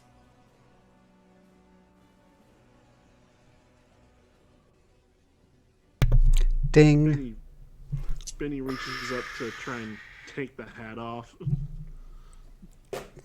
Silly Billy. The hat doesn't come off. You think? Like tugs and damn, and heads towards the elevator. No one's even ever asked you why you're wearing Zorm's hat. I'm surprised, but I assumed Alavara assumed it was a weird Zorm thing, and good answer. Because it's a weird Zorm thing, and Zorm does what he does. Good answer. All right. So yeah, elevator's door open. You guys are all getting on, all three of you. yes, Top floor. Yeah. Top floor, and you just hear like the stomping, and around the corner, just as the elevators are closing like this, like you see this. It's got to be like 8 foot tall, massive beast of a person, like rounds the corner and looks at you, and it's just like looking at you with like just a big, like brutish, like dumb look. Not saying he's dumb, but remember this is a corrupted version. Don't get offended there, Jodo. Huh. And it comes around the corner. It's just these huge fists just rip away part of the wall to look at you, and it's like oh, and it just says Gregory the Grim, and it's got these fists are just made of darkness, and that's all they are. And it's just this huge lumbering human-ish thing. It's like bright light hurts me, and he's like comes at you, and you guys are already moving up the elevator, but you hear like the whole shaft rattles. It's the below you. It's like he just probably crashes right through the doors into the ground, possibly the cables. Who knows? But the elevator holds and continues to go up. But you'll need to do something before it gets real, because Gregory the Grim be up on your case, yo. So yeah, the whole elevator shakes as he probably has the cables and he's probably trying to rip them out. What do you guys do? Well, any ideas? I'll say for convenience, there's a little portal at the bottom of the elevator if you got to have quick access to go fight this dude. Actually, probably go out the ceiling and jump around like, you know, all elevators have those portals in the movies because there is a service entry at the top of every elevator. yeah. Every time I'm in an elevator and I look around, I can't see them. Like there's lights and there's stuff. I'm like, where is the service entry? It's behind the light panel. Yeah, it's hidden. That So you doesn't don't help just me walk when I out. want to look for one. I'm in an elevator. Anyway, Cecil. So what you've laid out. Sorry, Cecil. Go ahead. No, go ahead. Oh, I was just gonna say because there's a means of getting like eyes on him from where we are. Yes. No. Get on top. I think the way you get eyes on him if you get on top of the elevator, and look over the side. Oh, Help me up. yes. Uh-oh. You're going out there? Yes. Well, you did kick that guy's ass earlier. Cecil nods. He gives her a boost. We're going to get on top of the elevator, all right. and I have this new spell.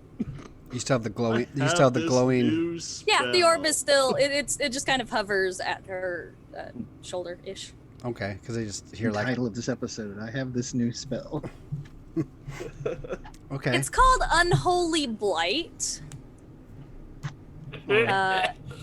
So let me just go ahead and roll my magic. See if I can cast it. 10. That's a Yep. 10. It's I have a +3 to it, so Dang. Which was failure enough. is rare. So I'm just gonna post Unholy Blight as well as read it. A swarm of vicious insects from beyond the black gates of death fill the immediate area. Oh wait, I thought I could choose the area. Why can I not choose the area? I want to surround the dude. Well, Whenever a creature in the area. that's fine. He's kind of in your area. He's actually Okay. he's actually crawling up the cables and trying to come towards you guys. Okay. Whenever a creature in the area takes damage, it takes an additional separate 1d4, which ignores armor. Oh, as long as you can see So it. it doesn't do damage itself, but Okay.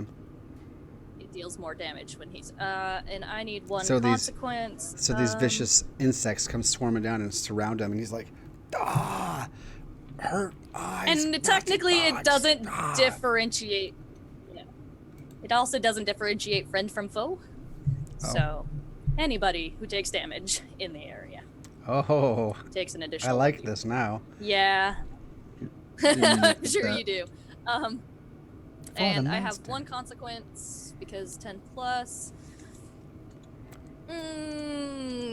Let's draw attention to myself, or she's put in a spot, and because you get to decide how.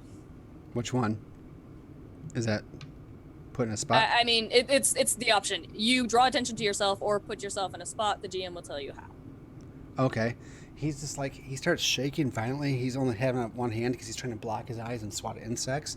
And he actually kicks the wall and is pulling the cable and it Oh shit! jiggles the elevator and you fall. And suddenly, you fall up to the side of the car and you grab the bottom of the edge of the car and now you're holding on. And he's only like maybe 5 or 6 feet below you with his reach. And he's just Damn like, it. whoa, chicken leg, yum. I once bitch slapped a god. Elevar, Ah. Well, that's what you think of me, huh? Corrupted version, and it's something you said all the time. So, anyways, yeah, Elevar is Said Said typically Jack pretty. squat about a chicken leg. I know. Well, he just wants to eat Alavara. I just threw that in there. It sounded fine. Yeah, Elevar is typically pretty even keeled. She lets out an extremely vitriolic curse as she falls. All right, good, Cecil. So I'm assuming you rolled oh crap. You rolled 2 1s. Yeah, I didn't mean to click that, but yeah, it's been clicked. Well, what were you trying to do? I was just expanding it out to read it. Oh, so you were not actually making this roll? Is this a roll you were going to make? Yeah, because I wouldn't have a +1 to it, which is the problem. That would have been blank too. Well, double ones are double ones. If you were going to roll it, Yeah, well, I don't know what I was going to do with it, but yeah, we're just going to say that he was going to order his minions to help her. So he has no horde left. don't forget everybody has their one little extra goodie on top of all your items and things. I don't want to. No. Yeah, I want to I stress was that. going to do that instead, but then I accidentally clicked that. Well, if your intentions, and I know you're honest about it, if your intentions were to do something else, then that's fine. I don't have to, throw you down the elevator shaft right now. I will later. He was going to hit the stop button on the elevator Okay. and then drop the golden fang below them. Wait, are you going to crawl like up on top and then throw it down over? Mm-hmm. Just Okay. Sounds like wow. I mean, I'm assuming it's not just the model. not once I click it. I want to know what happens about the orb that's burning its. Well, that's secondary. Okay. Well, let's not worry about that right now. Alavara, you're like hanging on, and then suddenly it stops, where you almost lose your grip again because it stops so suddenly, and he's like, oh, Yeah. and Cecil clams out over top, and you have the model of the Golden Fang, your bar or tavern, your whatever your fortress. which is within Yeah, this fortress. Basically, my home away from home. Headquarters, I- whatever you want to castle. call it. I feel like if it's not a volley roll, you can tell me if it's a defy danger of some sort. But I would prefer. Yeah, I'll do defy danger. but 'Cause I'm basically using it to stop him, not destroy him. so like quick thinking. This is plus int. Sure. All right. You're like, oh, I could use this building to become a huge building, which is probably thicker than the mine shaft, to crash down on top of him. All right. Oh, Holy you crap. rolled a 10 when you needed to roll a 10. Nice. Yes. Nice. Roll 20 is cooperating for our season finale. Except when it comes to me. Hold on. There will be time. Oh, I know. I would say that's like a D10 plus 5. And then plus 1d4. 1D10 plus 5 plus 1D4 with probably like 2 piercing. 5. Wow. 1d4. Plus 1d4, it's a separate, but ignores armor. So 10. 4. So that one ignores armor. So Yeah, the 4 ignores armor. 6 plus, so 2 piercing. So he does 3, so 3. Okay. So what's it look like? I mean, this is going to get him off your tail for a bit. I mean, he tosses it down and he just kind of shakes his head and just snaps his fingers and it just suddenly, it's sideways. Just as it just bloop, appears. It expands Pieces right. of it just jabbing out the walls around it, and he just kind of just shakes his head. I feel like the building probably is destroyed in this. Most likely, it's going to be unusable now. Yeah, and he just holds his hand out to Elvira. Yeah, she'll take it Well and done. let him help her back up. So this building expands an elevator shaft, pushing through, shattering into like the second or third floor you guys would have been at this point. And he's just like, oh, and just, and the whole building like starts to break apart. And then like, he's just like, hanging on. He's just taking a lot of damage. He's bleeding. He's like, no, it's so fast. And then he looks up and there's this gigantic vault that's built into this place that's made of steel or iron or whatever. He's like, uh-oh. Just slams in the head, and down him and the vault go to the bottom of the shaft. He ain't dead yet. Just saying. It'll take him a minute or two. Oh, he's stunned, though. He's probably like, what just happened? Did I get bitch slapped by a guy? No. What the fuck was that? Well, she. I can't do it like. I can't do it. Well, shit. Tagline. Anyway, there we go. Let's zoom out to. So the elevator is pretty badly damaged, but you kept the car. The cable is probably. Oh, crap. It's mostly intact. You know what? You rolled a 10. It is. All right, let's zoom out to Ralph McLeod. Thousands of mechanical spiders are all over you. Triborgs get ripped into. You have this thing on the front of you.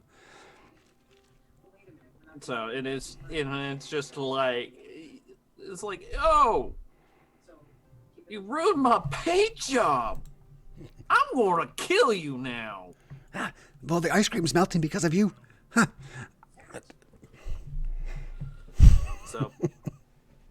But No one else gets this. Yeah. What you gonna But, do, sir? Well, it's very obvious what I'm going to do. So Test. So I am. So since he's right there, I'm going to attempt a hack and slash using strings, and I want to essentially whack him with one of my legs, and I still have the forceful tag. So let's see if I can send him into the stratosphere. I would like you to do this. God fucking damn it!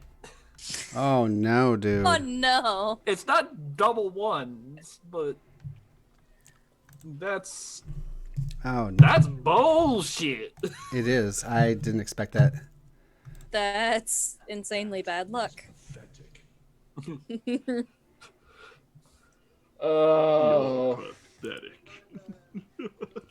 Well, he called forth others from beyond the world. These spiders devour the souls. Okay.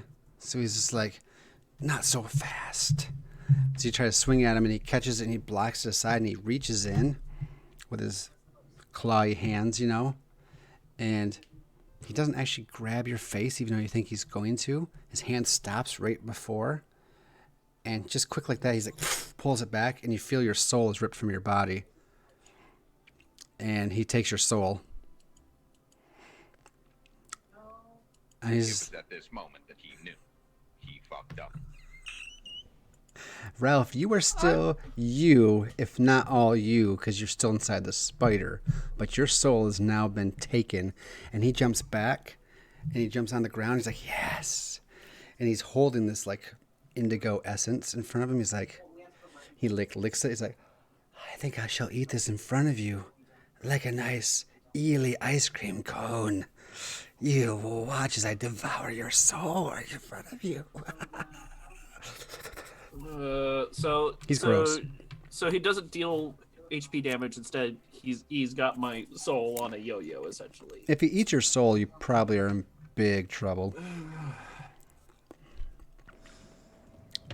Delta's like, just like fighting off these spiders and stuff. Like, Ralph, you need to get inside. I kind of need my soul. That's the problem here. She's like, we could try to assist you. I need my soul, yo. Yeah. I think You could pull your one-time, your one-time thing you need is a soul returner gadget. I don't know. Get creative, man.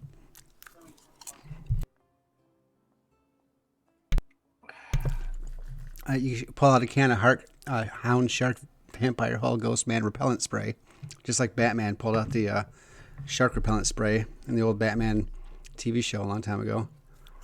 I saw that episode.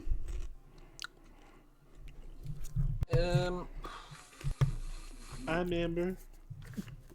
Do you want to think about it for a second?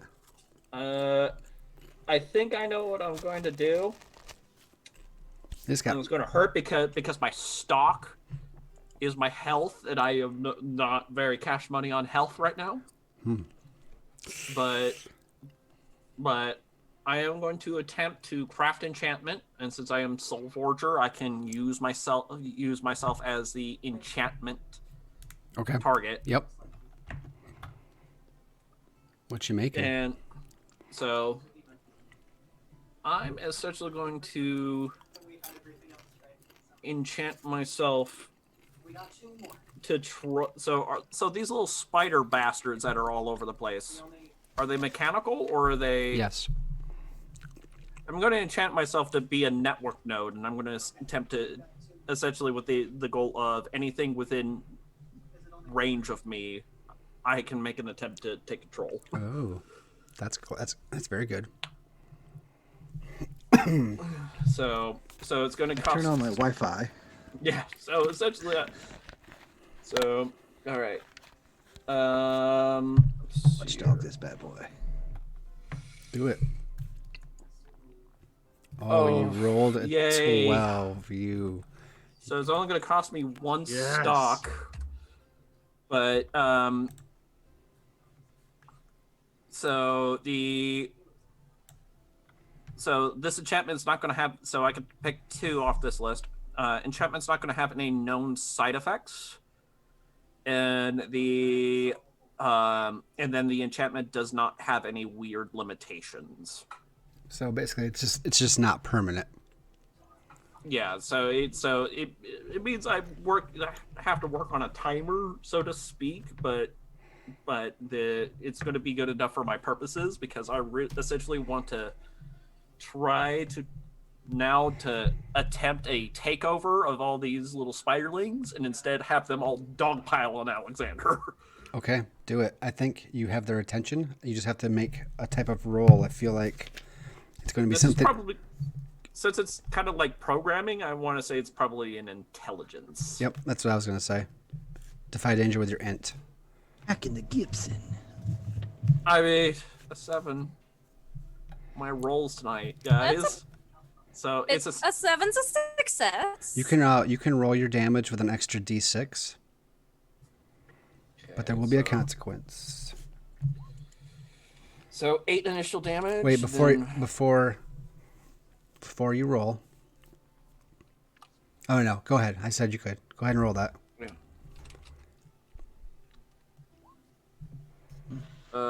12 total damage. Okay. So here's the thing.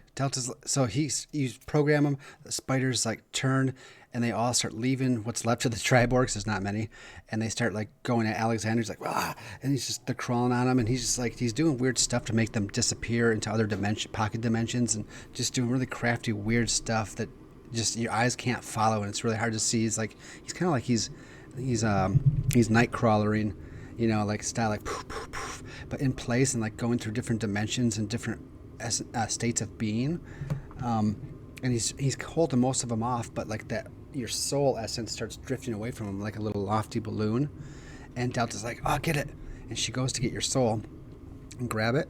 So you have a choice here. You can get your soul back now, but it's going to cost you Delta and the Triborgs, or your soul remains floating out there and you can't grab it right away. You might get lost, but they stay alive.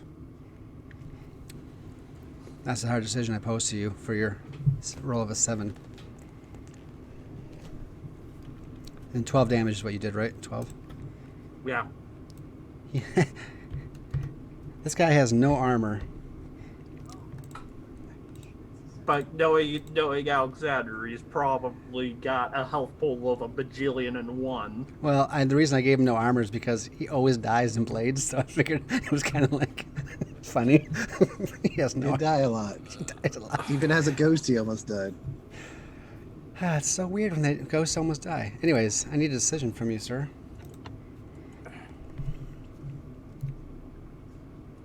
I need my soul. As lovely as a character as Delta is, and nice as having the backup, but I mean, I need that. It's your decision. So I'm gonna take the soul back. She grabs it and she comes back to you and she kind of throws it into your open face pocket, and it's just kind of like, as it gets closer, it just kind of siphons right into through your nostrils and eyes and mouth, and it feels really invasive, like some surgery is getting pushed right into your head, and suddenly you snap back to like this conscious state. You're like, oh man, my feelings and my emotions were gone for a second, but now they're back. You were really cold. Maybe that's why you can make that decision. And you look down at her and she's like, when? And she just kind of falls and fades and deteriorates and is gone. And the rest of the Triborgs, they're just not there. And there's just mechanical pieces everywhere, but no organics. And then suddenly the spiders are gone, or mostly used up, and it's just you and Alexander facing off. Zip back to the elevator. Cecil. I'd like to think the entire time the elevator's been playing music, it's just...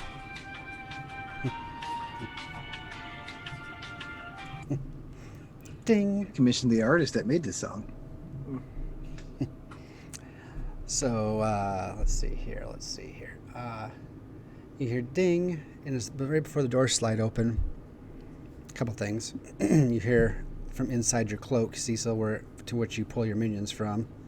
Mm-hmm. You hear Delta's voice, who's been free from you for so long, but suddenly, there she is. And she's like,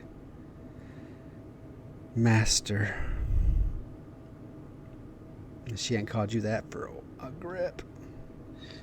He just shakes his head. I warned you. We'll have to break these bonds a different way. Whatever you say, Master. And Benny, you hear like, we joke so much, Benny, we joke so much. My soul wasn't, of course, just eaten and replaced by an evil monstrosity version of myself, a reflection. I'm not Mraz suddenly, which is Zorm spelled backwards. That's Mraz, son of Mraz. How weird does that sound? Anyway, I'm going to give you some abilities. You're going to accept them, of course, and you're going to win the day. Just that easy. I'll download them into your brain right now. Ready? Just say, command, go. Don't do it. Don't do it. I can just imagine this projected HUD screen with just like this long bar of text scrolling really fast. Just hit yes. Now, Yes. mechanically, Jeff, if you were to say yes here, you will get automatic 12 plus rolls and maximum damage. So you don't actually have to roll every time you make an action. I swear to God. I just want to say, it's right there. All you have to do is command go. And then the doors slide open. Here's the carrot. Here's the carrot.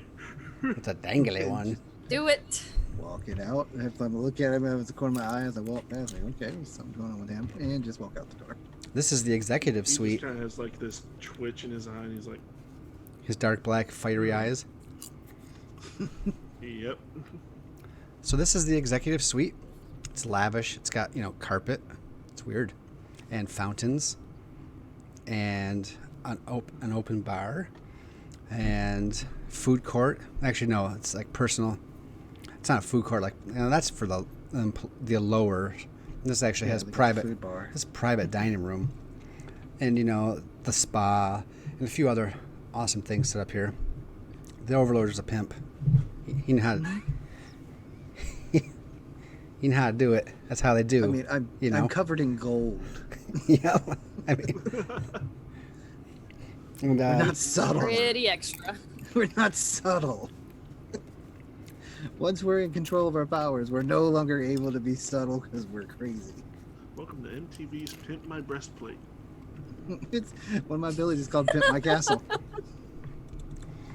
Literally, it is. True story. Let me treasure vaults and defensive walls and private quarters. I've got it all. And then I smashed it into a monster. So you're in this kind of main chamber. The main office is in front of you. It's kind of open. There's a big chair behind a desk. There's like this machinery all over. You actually see a very large spider-sized docking bay over to the right. And really the room is quite quiet. What do you do? Discern reality. Ooh. Plus wisdom. Your bad stat, of course. Oh yes, the absolute worst. Fuck. That's an 8. I rolled a 2 and a 3. Wisdom is my best. Thank you very much. You get to ask one question. Oh god, where's that list of questions again? I think I know which one I want, but 66, I do believe. What happened here recently? What is about to happen? What should I be on the lookout for? What here is useful or valuable to me? Who is really in control here? What here is not what it appears to be?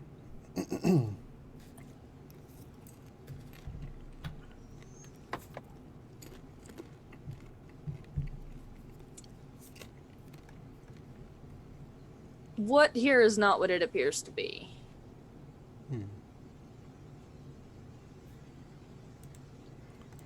It appears to be an empty room, but you can feel easily that the soul energy here is almost crushing. This machine is powered by thousands upon thousands of souls, just like the Ratvar voice said. It's like Legion, everybody heard that, and that's biblical. But, I am Legion, we are many. It's like that. It's not just one entity anymore. So it's basically godlike power. There's so much soul power here, and you can, as soon as you realize that, you kind of indigo out again, and suddenly you're standing next to Death, and he's like, Elevara, I think this is the moment that I've had planned for you all this time. Fix those gates for me. Send me these souls back. You'll have paid your debt. How am I to fix them? I don't know. That's not my problem. It's just that you are too. You have the Death Knight with you. But I want these souls. These are my souls. These are souls that have come back through the gates. Fix the gates. Send them back.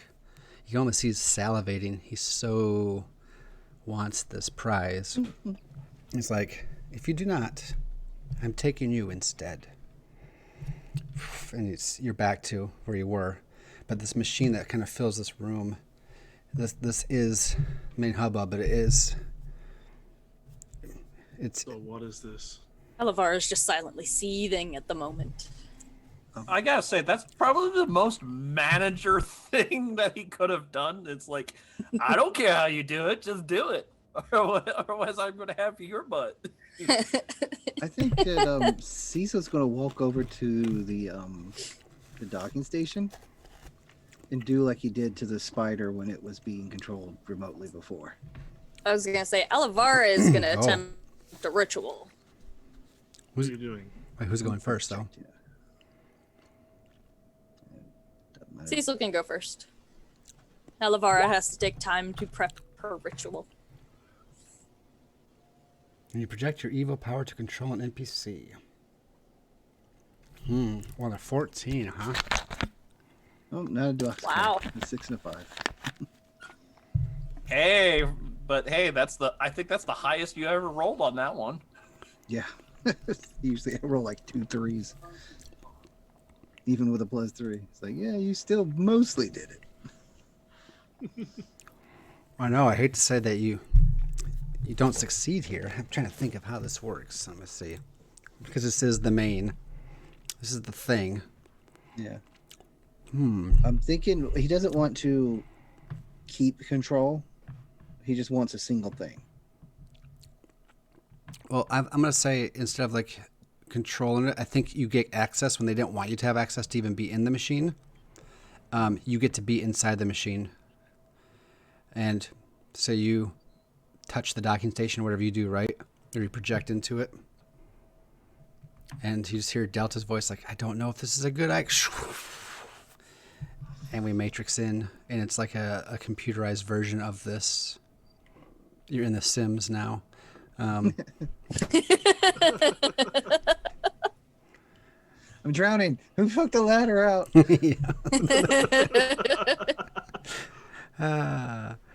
And you're in the same Spin room. move so I can change clothes. You're in the same room, and you see Alvaro and Benny like holding still, like they're frozen in time. Everything's kind of frozen in time. And you're in there, and you're looking at the Avast antivirus here, the program in front of you. Firewall. The firewall. Where did I put him? Okay. Well, tell me. Actually, I'll bring this person in a minute. Tell me what you're about, sir. Got to deal with the enemy spider. Just all the pop-ups. Yeah. Yeah, you can't go very far because of these dastardly little things. Starts making cubes out of the pop-up screens. Push it aside. Because they actually were smart. They actually turned on their VPN. Yeah. Now that I've been distracted enough to I don't remember what I was doing. Come back to me for in a second. Okay. Let me pop out to Alvaro. Yeah. So, Alavara is preparing a ritual. Alvaro, what are A you doing? very similar ritual to her ashes to ashes, the whole laying things at rest. Either ashes to ashes. No, it wouldn't be ashes to ashes. It would be her Undertaker ritual. Remember Alvaro, or remember Benny, that she is the gate to which things must pass through, but the gate must be unlocked by the key. I'm telling Benny this as you are doing your thing, Alvaro, right? Yeah. This. I'm just trying to even think what Benny would even think that unlocking the gate freaking means. Freaking. Well, there's the Black Gates of Death, which Are you the key master? yeah, I've thought about that, and she's the gatekeeper. And there's also been a romance building. I mean, you guys take it to whatever level you want. This is where you get creative. Not that kind of unlocking the gate. We're not I'm doing not the- gonna lie. That's the only thing my brain was thinking with the whole gate and key. We're I'm not like, no, do- stop it. Check. We're not doing the ritual of Chud from It the book. From No, it. okay, we're not going that far. But check your Discord. You do what you want. I've left it up to your guys' imaginations. I've just had this broad kind of look at it, and I'm letting you guys figure it out. I mean, you can do whatever you want, but Olivera, as you were. Yes. I Yeah, remember so now. she's laying out her incense, her chalk, her for the big protracted ritual, not the quick and dirty one she does in the middle of combat when it's kind of life or death. Yep. And Benny's like asking what you're doing. You're kind of like just doing it. Maybe in the distance. Well, she'll like as she's doing it, like she's done this so often. This is something that's kind of ingrained in her at this point. Mm-hmm. So she's kind of speaking through gritted teeth as she answers. This is the center of whatever power is here. There are thousands upon thousands of souls in this one spot. I need to prepare the black gates and send them back, or death will take me as the cost At that point, for failure.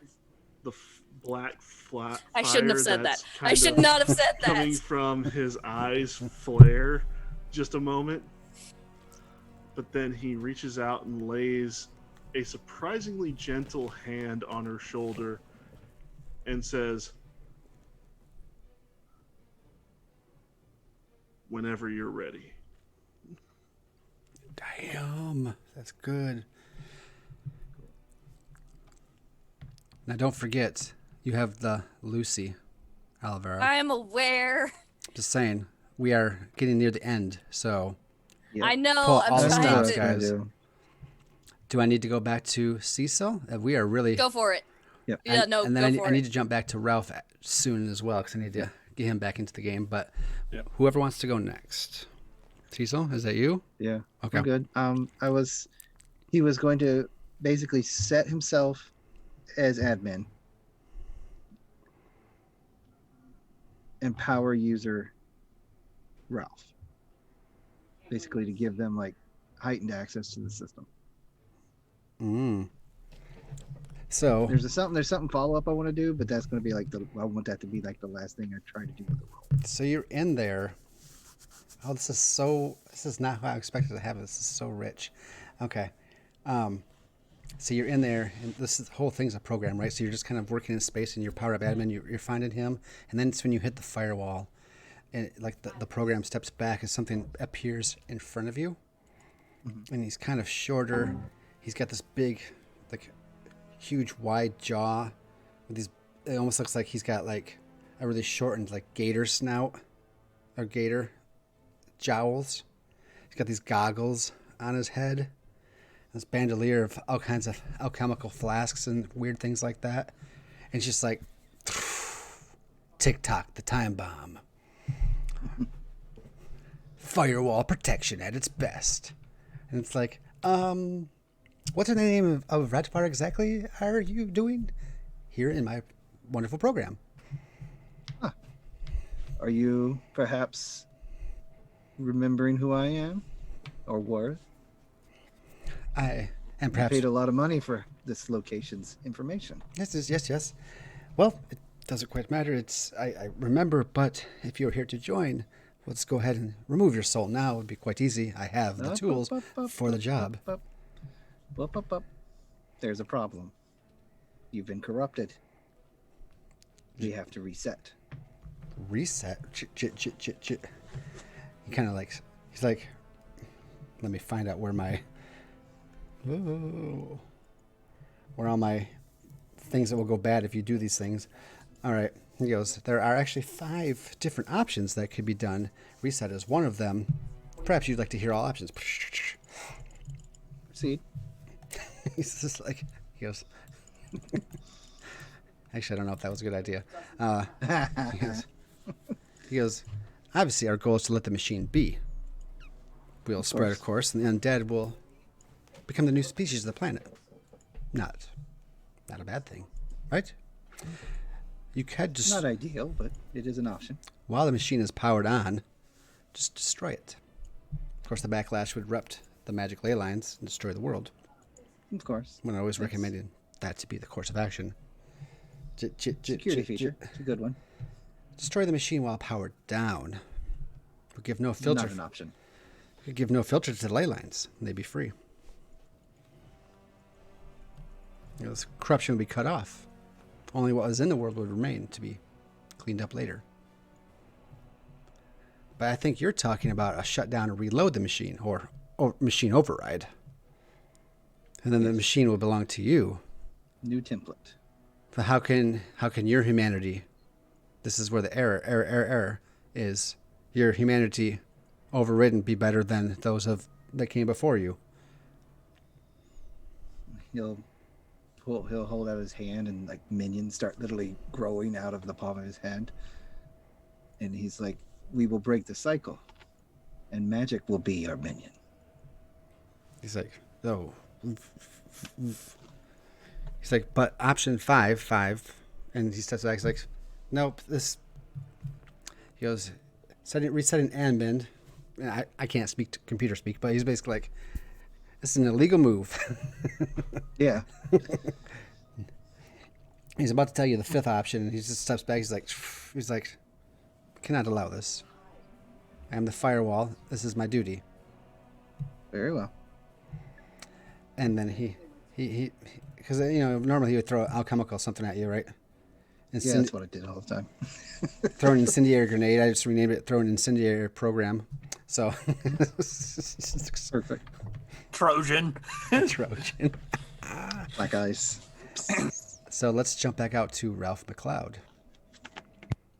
You're standing off with Alexander. Needs to be put. And like there's sparks coming out of this machine. It's like He's torn up too. He don't look good either. He looks real bad, as a matter of fact. Well, I mean, if he's dazed, I'm going to take a moment here. Ugh. That doesn't get any easier, does it? And then I'm going to go up and try to hack and slash him. Because, again, I still have my force rune enabled, so I'm going to try to bat him through the wall and try to fish him off before he can Do it. get unstunned. It's time. Do it. How do you keep rolling that? I don't know. It's one of my best skills. I have a 16 in strength. You need to use your special something, I think. Or you're going to be dead, sir. Let's see. He catches... Ouch. Like, it shouldn't be this hard to hit something. Well, if you would quit rolling 1s and 2s. Tell that to roll 20. Yeah, no shit. I'm actually surprised. This is incredibly bad luck for you tonight.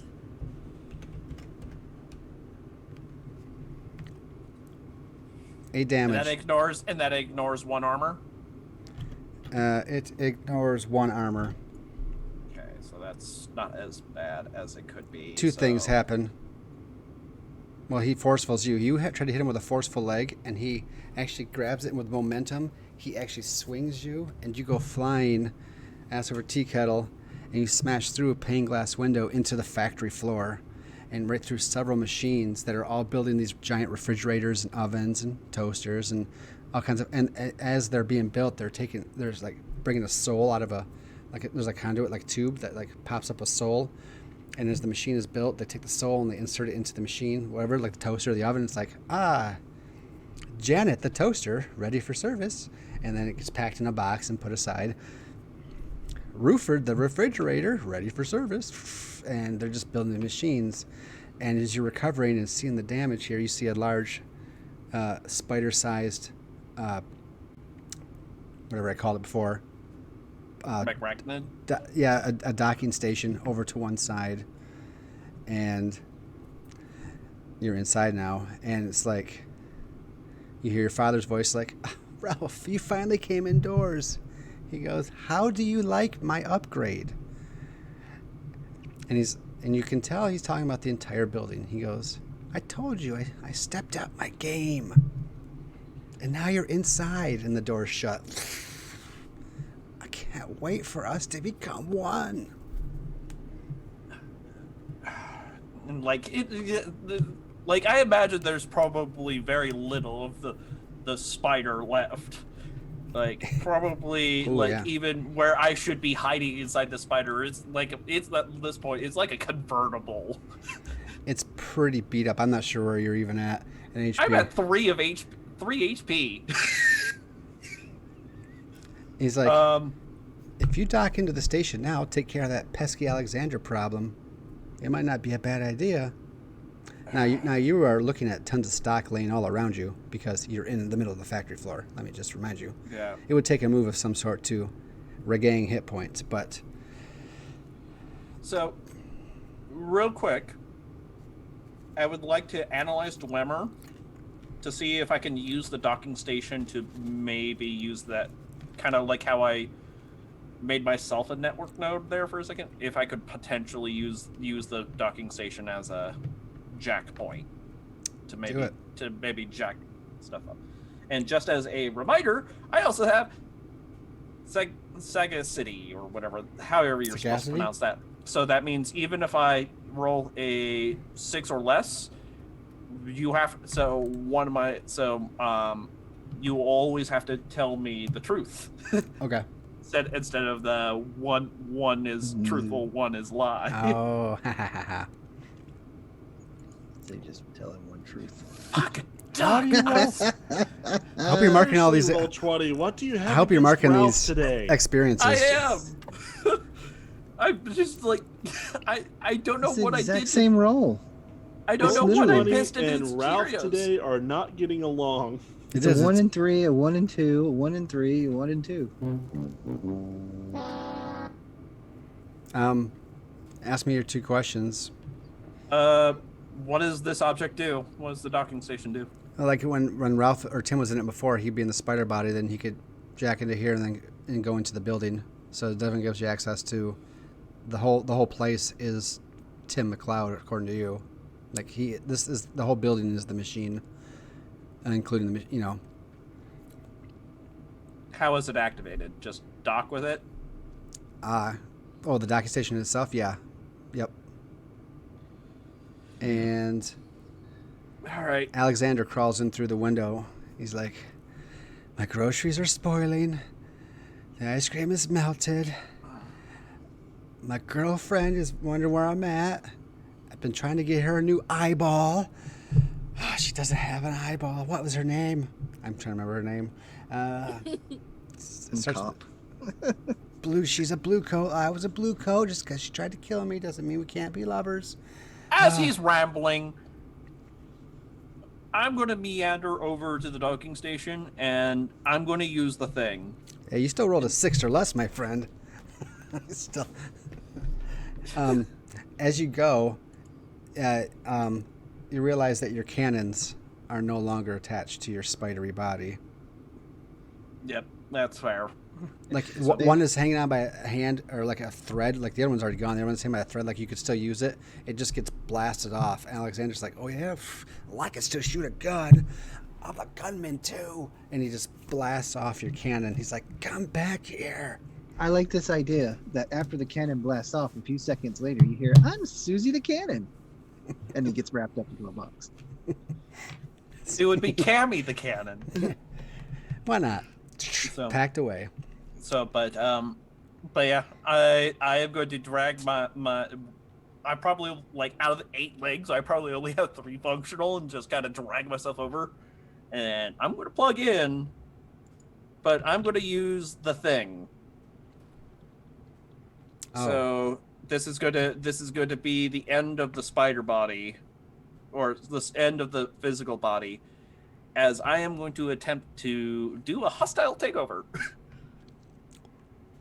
I think we need to have that happen, but I think we have to do it in a certain order. 1 second here.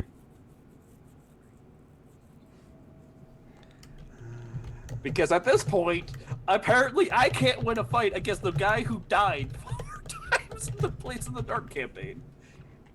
Yes. Because my dice hate me. All right, so you jack in. Olivera, Benny, I think it's time to resolve.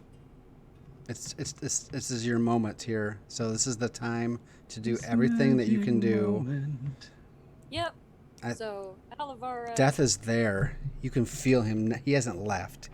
Yeah. Benny, he's- you can feel Death is there now because you're his Dark Knight and you're his Reaper. So I just kind of I kind of imagine so Alavara is, you know, she's gotten everything set up. She's got all her, you know, all the eldritch arcane markings in chalk, the incense burning, everything is set up and ready. And she's, you know, she's kneeling in her spot. And, you know, Benny has his hand on her shoulder, and she feels death hovering over the other shoulder because he's like that micromanaging and just leave you to do it. Mm-hmm. And he takes a deep breath. And just before she speaks her spell, Benny pulls her to him, locking lips. Oh, snap. And as death is hovering over her shoulder, he's holding onto that kiss as his blade comes around and stabs death in the back. Oh. What? Okay. There's a roll there. Probably the most important roll. A of the little night. one. I think Benny's roll, Alvara's roll, and then yes. Okay. Wow. All right. Blown away. All right. What are you? Wow, Benny. What have you got for me? What stats can you put on? Holy crap! You do have the Zorm hat. I don't know how that works, but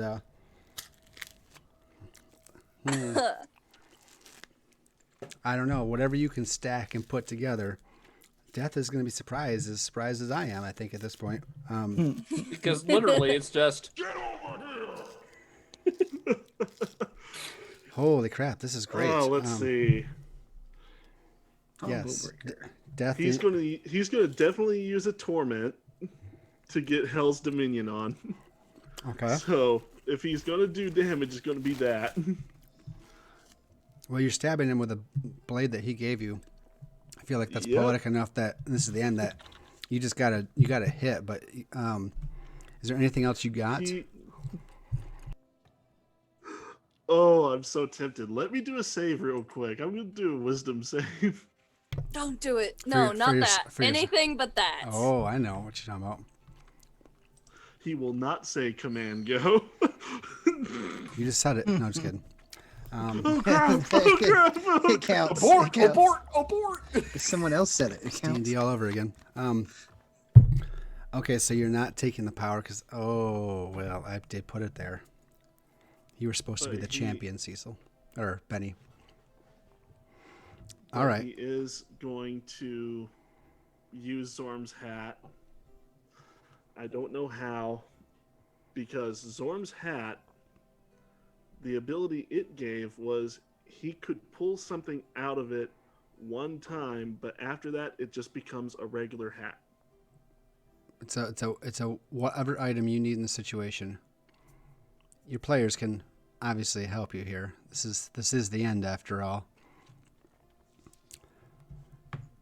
It's functioning. It's a functioning plus 12 addition to my sword. Of course, it's a salve that goes on. No, I don't know. I feel like it doesn't make a lot of sense, but it would be a lot of fun as if the God Orb was in the hat. Despite the fact it's not supposed to fit. I was actually contemplating that. Because as you like, as your Yes. hand, it's just you feel it hit your head, and it's like that's awful. Oh my gosh. And then You guys deal with this. We're out. You guys hash If this you out. choose to use the God Orb, well, you have to tell me if you do or not. If that's your item, if that's what you're doing. he will use the God Orb Okay. and So push his blade through the God Orb into death. that was dark, AF. So, as you make this roll in a second, let me just say my first Dungeon World season had these gods, and we used them, and then we played the second Dungeon World campaign, which the gods were all dead. They had destroyed each other, and their essence, the leftover essence of them, was what became magic. And so all the gods were dead or destroyed except for this one orb that Zorm had in this world, of course, that the players came across. Dem, my buddy Dem, who played Area and had a flying airship, which Alavar knows about. That was the character from that. And they got the airship and the orb at the end, and Zorm. And I just carried it over. This is that orb. This is that Zorm. This is a long time later. And here you guys are. Add a +10 to your roll, Benny. There's still chance at double ones. I know. That with a That's +10? a 7, but it's a 17. Okay. People are like, what? That's cheap. No, it's the God Orb. So, The season finale, quit bitching. what's it look like when you get death off Alavar's shoulders by destroying death and screwing the world forever? Because we need to have death. I don't understand what we're gonna do. Maybe we'll think of something before it's over. Didn't we think about this? We did, but I was gonna say. Shh. people are not supposed to know that I actually. People are not supposed to know that I actually know more than I do. Come Cut on. it in post. Shh. Ah. Cut it in post. Oh my goodness. All right, Benny. He wraps his arm around her as he kisses her. One hand reaches behind, grabs the orb from the hat, an old bard trick that he remembered when he was the bard. Oh. Sleight of hand. Pushing it forward into the chest of death, whereas his blade comes around behind, stabs through death's back, through his chest, into the orb, and pinning the orb to death before the orb destroys death. I think Death looks a little shocked as he's just like, no, the gods are not supposed to return. Death must be. This will change everything. Death, the orb, and your sword all kind of into an indigo blob that turns bright white and then black, and it's all gone. So your blade goes with it. The orb and death are gone. Alavara, you still retain your powers, at least at the moment, but you feel the burden of death is gone. You owe him nothing. I mean, death doesn't exist. And all of you know that you can't die right now. Kind of. What did you do? Okay, right, yep, Everybody's screwing this game over in their own way. Hey, now. Whoa. I'm just trying to get by, guys. I'll get by I was with a going to little smash help. machinery once I killed the shark guy, but no. Dice rolls gotta be like, nah. Oh no, we still will conclude. Let's see where I can post this. I'll let you guys decide how. I'm sick of keeping it a secret. I'll let you guys decide how this is going to work. But now it's Alavara's turn. right. And the number 5 I didn't get to is at the end, of course. Anyways, Alavara, don't pay attention to that right now. It doesn't matter. It's all on you. Right. I'll let Cecil read that. So that happens.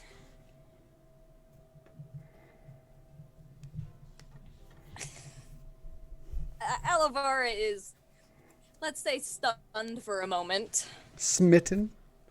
It's like Bambi. You're Twitter-pated. There you go. Yes, this is exactly how Bambi went. So Bambi had way more gore. Anyways. Yeah, the book did anyway. But anyways, let's keep her rolling, guys. Sorry, you set me off laughing. Which No, set me no, off it is my fault. I'm sorry. coughing. Take full responsibility. What's that? So she just looks at Benny for a moment, realizes death is gone, shoves all of that to the side, just like back of her mind for the moment, focus on what we were doing. Making out. No, that's part of what is being shoved back. Easy to get confused. They're all so much happening. Uh, But Teenage so what drama. she was. I don't have my fan. Where's my fan? Sorry, my throat is fucked. Turns back to the incense, the everything she was working on, and then pauses for a moment, and like reaches out to Lucy, and just kind of like, because the souls are now visible, somewhat around her. you can feel them at least. And so we yeah. see one of them stop. Well, they're visible because they now form her armor. Oh, okay. I'm sorry. Yes. Yep. Yeah, and so one just kind of like just stops. It stops for a moment because they're constantly shifting, but this one freezes for just a moment in front of her, and it's not spoken out loud, but she asks Lucy for her help. She's not going to force her. She's not going to coerce her, but she's and almost asking her permission in a way. No, that's why she, you know, like it's not spoken, but she goes, I'll give you, she goes, yeah. He goes, of course I will help you. And everything with my blessing. And you know what that means. Yeah. And, do you use this soul? Yeah. Yeah. Boy, it only took the entire campaign. And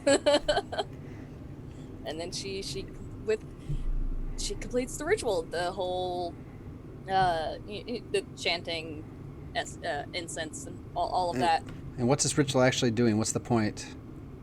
It's essentially her Undertaker ritual, performing last rites and basically freeing their souls, putting their souls to rest. So you are laying to rest thousands upon thousands of souls. Yeah. And deaths. If he has one. All right. What's Lucy do for you?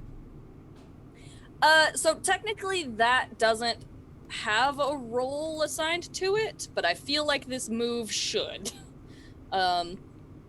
I don't know what kind of role.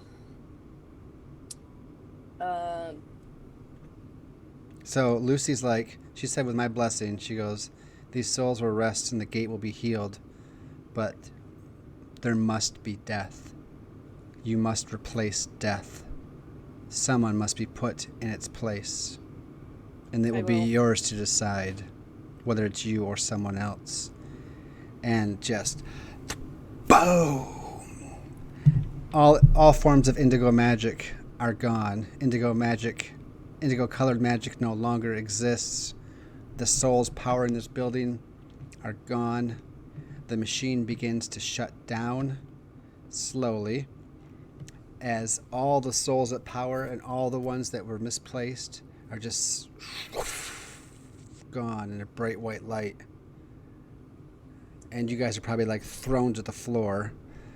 Cecil, you're in the program and you just like, it feels like the world is rocking and TikTok is like, something is going drastically wrong. We are powering down. We are powering down.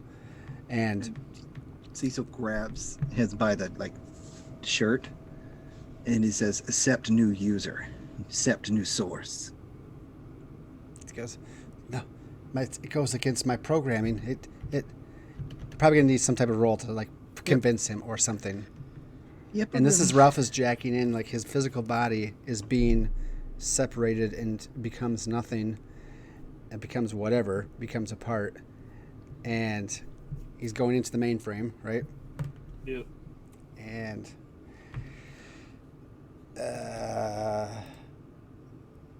well, I imagine the entire time as I'm jacking in, it's just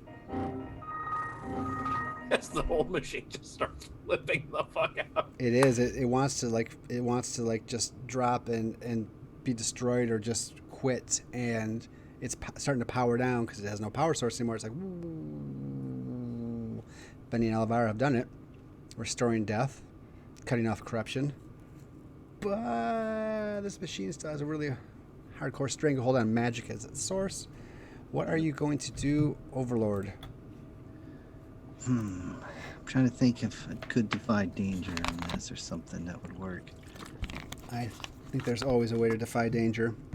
I was gonna say, what you're describing sounds like defy danger with charisma. Yeah, it does. All right, well, I'll go with that. That's the best I can come up with right Do you now. have My brain's anything- starting to hurt. Do you have any last usages? I mean, you have Delta. Are you using her? Saving her. I need to look at something to make sure. Let me summon the horde, and then I'll see what I got. Okay. Nice. When he needs a 14. All right, so I've got a bunch of Well horde. done, well done. So I'm gonna add that to the actual thing here. Let me see what they can do for me. Accept new user. TikTok's like, no. Ratvar is God. Ratvar is us. We are So Ratvar. while I still have him, I'm summoning minions into this space. Like one's wearing goggles and tools that look very similar to TikTok, only half animal. Oh wait, also an animal person too. And yeah, that's basically what I'm doing. Is I'm trying to override him at this point. And just overlay him with my commands, which is making him and the minions the power source. What I said, this is Rich earlier, is because TikTok was played by, of course, our very own Soundwaves Ghost, so I didn't think they would come toe-to-toe with each other. You know I would. I know. Make a beeline to myself, be like, I'm better than me. Yay. Okay, so this is all on the line here. This is to override him with a successful charisma roll to accept new user, to accept a new power source, which is the minions. All right, here we go. Double ones. Ready? Mm-hmm. Oh, yes. rolls the 12. That was Possibly the Perfect. second most important roll of the night. So wait a minute. So you're trying to break the cycle with the minions, though. How does this break the cycle for them? Well, they're no longer going to be free. They're not going to be recreated all the time. They're going to be part of power. They're not going to be mentally recycled over and over. They'll be static because they'll just be power in this facility. So they will be kind of free in a different way, Yeah. depending on how Ralph uses them, if he gets in. So you're letting them out. I think they all come out. I don't know. How many are there? How many come Infinite. out? They It's just- one of those, like, Is it- remnants of old god stuff. Does it pass from you to TikTok, maybe? Yeah. So he's like, accept new user, but... So, like, we'll role play it now. You're successful. Yep. He's like, but to do that would change everything. But the power source, we'd have power. The machine would live. Ratvar would continue. Indeed. Power user, Ralph McLeod, son of Creator. And Cecil's armor starts to like turn back to cloth and then start to lose its glow as he's basically killing himself to do this. He's like, new user accepted, new power source accepted. And it just transfers to TikTok, who suddenly has nice glowy material, nice glowy fabrics. It's just like... And the infancy is left you now, right? Except for one last one. Delta steps out and turns to you, Cecil, who is looking not as good as he used to. I don't know what happens to Cecil here. I guess I'm going to let you decide. But Delta turns to you and she's like, well, thank you. I didn't think it could be done. There's always a way. It just wasn't an easy one. Well, Cecil, since we're all at the same level, do you want to, stay here with us? I think that's going to be how it works. Otherwise, the ancient pack will try to reassert itself somewhere else. And he'll just close his eyes and follow into her if she catches him. I think she puts her arm around you. She goes, don't think of it as negating a bad thing, but finally, for once, that we all have something that we want. Our lives. He chuckles as he just kind of closes his eye, keeps his eyes closed. He goes, I didn't get what I wanted, but that's what little bit of humanity I had in me was leading towards. There's a reason I'm still evil, despite myself. We're not evil anymore. We just are. That's right. That's better. And she like takes this gold coin from the tavern out of her pocket and just like flicks it behind her. TikTok's like, hey, no. But I think they just kind of walk into the oblivion of a power source. Yep. Ralph, you're just like getting all those error messages, and suddenly you have clear and final access as you are now. Jeez, two of these people are dead. It's weird. Just kind of like their bodies are just gone. Anyway, sorry. Lucas, don't spoil the moment. Anyway, you have full, complete access. You get to make the final decision on how the world is either destroyed or healed or whatever. You have full access. You are the tower. You are Ratvar, or whatever you're renamed as. And you have two people on your top level. You also have a ravaging, corrupted giant that's crawling his way up the elevator shaft, and a wounded Alexander that's trying to, dig out your physical body and eat it out of the spider body downstairs. Well, the first two commands I do is drop the elevator on top of Greg. Hey, just we watch Hammer. this elevator just Nail. comes down. you can take out your own character too. I think we're just gonna let that one. Well, maybe we'll have one last roll, but we'll see. Okay, and what's your next And one? then the second one is to cause what's left of the spider that Alexander is taking around. Self-destruct. This is probably how my body goes bye-bye. Is just whatever power source was running the spider and kind of keeping me on life support while connected to it just decides to go super critical. I think he's like grabbing your body and he's about to eat it, and he sees all the lights light up and all like dee, dee, dee, dee, dee. And he just looks at the camera. He's like, "Not again." How many times is this now? TikTok! And Gregory just is like, "Chicken." Slam. I just imagine the first hit doesn't really finish him off. He's like, oh, ow. And it just. Would you stay down? It's like an oil derrick. It's just like up and bam, bam. It's like quit it me, god damn, ow, ow, oh. I punched a god. Until he has fine pace, and probably everybody who's up in the suite is just hearing all like a bunch of things going haywire. So, but Oh, I forgot about. Okay, and that's it. Really, it's smashed and everything is quiet. And you are everywhere, Ralph. So you can so basically when Tim McLeod came out, he just formulated a cyborg body and just controlled it for a second. He couldn't leave the building, because he was right at the foyer. So you can do any type of thing like that. You have these two humans on the top floor, and then this Kragan, which I forgot about till now, who flies up to join them.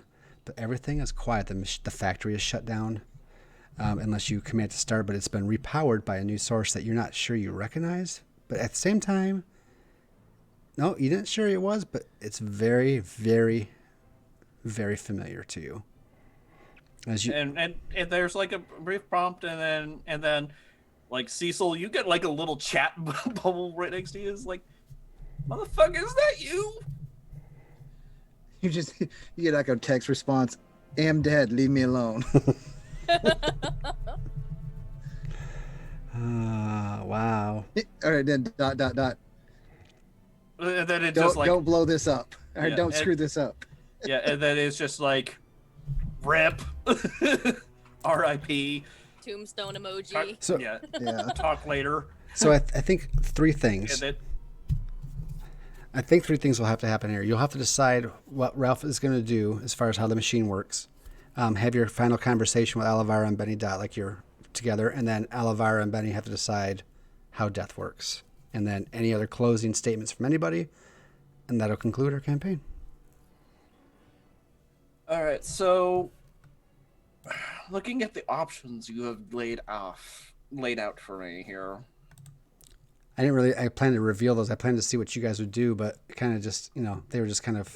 Yeah, I think I'm going to do a little bit of a spin here, considering that from my understanding, this machine currently has a grasp on ley lines. It does, and basically the Purgers stuck around after they defeated the Overlord, which the Overlord was not using it for this purpose. He was using it to control magic, right? They took him out, and then they should have left or destroyed the machine, but they're like, oh, well, this thing is kind of cool. Maybe we can use it. And they jacked in themselves, and what they did is they got pulled into the machine like their souls, were the first ones, and their humanity corrupted it, and that's what started the whole thing. So their physical bodies became what they became, and then their souls were the first souls to add into the machine, and they started pulling other souls in to power it and corrupt and spread. So now the that good old, we can use this for good, but are twisted to evil. so the humanities ultimately, since humanity has good in it, but is ultimately also evil. There's not, unless you're a perfect person, which no one is. It's very hard to use it correctly. So the best way is probably not to be there, but. You know, we might leave it off ambiguously. I don't know. I guess I'm just curious to know what Ralph is thinking. So is the ley line clean now after Benny and Alivara's ginormous god explosion in hammer space? Soul reset button. I think yes, because the souls that were possessing corrupted things have been pulled, so there might be some types of weird things that have survived out there, some bits and pieces and some leftovers, but large and whole, everything is being cleansed through, or you cut the head off the snake, so the corrupted body will die over time. You know, and paladins and clerics will make their rise at this point and probably start smiting evil all over the place. Good. Yeah, so Ralph is going to decide to essentially start us in safe mode. He's going to repower everything, but not have anything run for at this second. The only thing that runs is just whatever little Borg builder that Tim was using to build a temporary avatar, and an avatar just kind of pops up in the executive suite In the chair. Yeah, so and there's just a brief moment of where Ralph is going to be like, "Ooh, okay, well, there's a couple kinks that gotta get worked out." And then that's probably when Ralph really kind of opens his eyes and probably still sees LaTorra, and Benny probably still lip locked. It's like, oh, am I interrupting something? Blinks, pulls away. Oh. And Benny's eyes are no longer that black fire look from earlier.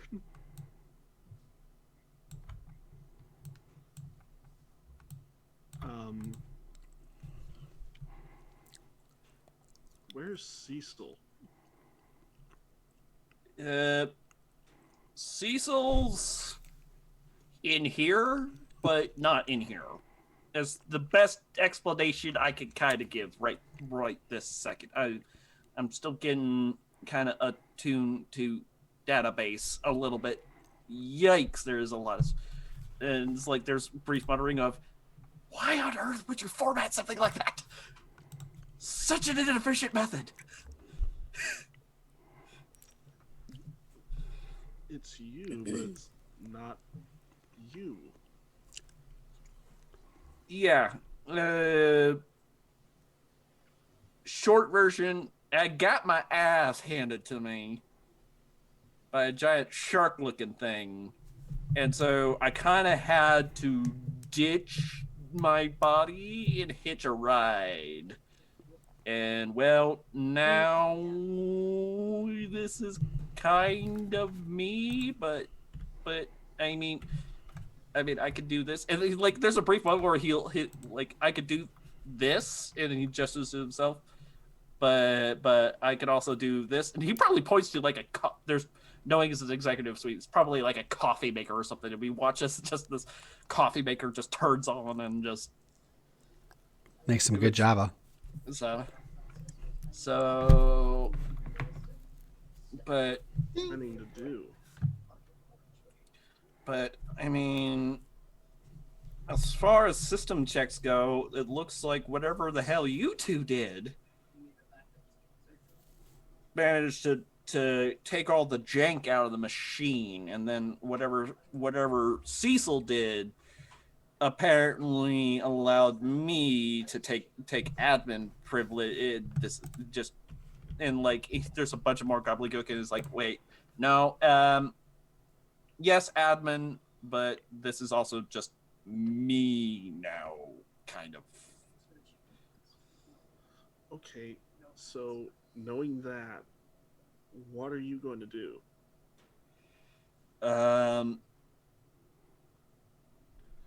So, like, and then there's like a brief minute. Well, to be honest, I guess I'm going to kind of maintain things here because it seems like the machine's got a hookup into all the ley lines, and so I kind of think that, you know, maintaining them so that way all magical life on the planet doesn't just up and croak is probably order business number one. Yeah, that would be ideal. Not gonna lie. I mean, yeah, I hate customer service as much as the next person, but genocide isn't really really good shade. But I think genocide's pretty bad for business. yeah, I'm kind of put also in the position to where I can't turn this off for two important reasons. I turn this off, all magic turns off, apparently. I don't know what the hell my old man and Cecil's old man did, but it's embedded pretty hard. So I'm pretty sure if I go offline, then all magic goes offline, and that would be bad. Oh, and then there's the whole fact that if it turns off, me and what's left of Cecil are probably complete and utter goners. Which that wouldn't be much fun, and I am nothing more, if nothing else, I am a coward, and I really would like to stay not dead. You know what I mean? Strong self-preservation instinct. I call it that. But I think the last aspect here is, so long as I stay away from like the sticking soul things. Oh yeah, I'm gonna have to jettison those pretty quick. Well, I will be around to lend you a hand if that ever happens again. Well, I'm hoping that it shouldn't, because honestly, I'm not sure what the old man was thinking, but souls are a terrible power source. I mean, there's finite of them, and also they'd also take out of your customer pool. I mean, who wants to buy a toaster if they are the toaster?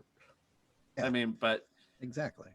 anyway, I digress. But but Logistical I could support probably is at something. least retool the kit here to make more mundane magical items, just not charged with soul energy. Because Minion energy. yeah, so 100% better. Minion Energy 6.0. so I mean, I guess I help rebuild things with invention. That's about all I can really do. And just like there's a twitch and like the Borg starts smoking. It's like, God damn it. Trying to reformat and talk at the same time is hard. Not a multi-threaded core. Dang it. Then focus on your reformatting. I need Okay. to speak with Benny anyway. One last thing, I guess. Two last things. One is when you go back down, take the stairs. Elevator's out of order until further notice. Right. Understood. Heard that. But two, thanks. I mean, thank you. I mean, whatever you did, just, I guess, really helped unbugger this. And well, the old man is like dead this time. It seems like I'm not seeing any more traces of him. So whatever you two did, thank you. I put the souls to rest. No, you did a damn good job of it. And I know we didn't always see eye to eye, and that's probably what like one of the Borg's eyes just pops out and is like like on a spring. Is like, God damn it! But I guess my travels with you have at least been interesting. And informative. But sorry for being an asshole. But you're welcome for being your friend. Thank you for Okay, being a friend. Smart. Knowing what I know, you come by it naturally. So. All right, well, I'm gonna focus for a while. Just Go ahead. yeah, just careful. You got this. Yeah, just careful with the door. Don't let time. I'm still yeah. You'll figure it out. And like at that point where the board kind of slumps over, it's like a marionette cut strings, and then suddenly it smokes and it's just lightly on fire. I think I think the scene ends with Alivar and Benny, right? I think this is where we conclude. Besides my little thing. Well, they also need to. There's a small conversation that needs to happen because Lucy's gone and she has become deaf. Oh, okay. Well, do you guys leave That conversation needs to happen. Are you leaving Are you going outside? This conversation could be on their way out. Yeah. I think the Kragan's with you, real quick, yeah. and then she stands up and she kind of turns into like a humanoid shape, you know, kind of like humanoid Kragan, and she like plucks the hat off Benny's head. She's like, huh, I guess it's my job now. Just take Zorm to the next dimension. Over. She goes, you were good, kids. You were real good. Just gotta go cross over internet space. So, ta-ta. And Zorm would say toodaloo or some stupid thing. You know, some dimensional portal thing kind of opens in front. And for a minute, you guys are looking at this weird screen where there's like this colorful background that says Dungeon World at the top. And there's 5 people inside these holes looking at you, talking. And you're just like, what the hell is that? She's like, don't worry about this. It's fine. She steps through. That stupid guy with the goatee. Yeah. Wait, maybe talking about yourself. Anyways, whatever. And I'll leave that to your interpretation. I already know. The Military Kragan is gone, and you guys go ahead and finish this story. Okay. So, a couple things happened. I You're telling am me. assuming you had something to do with death.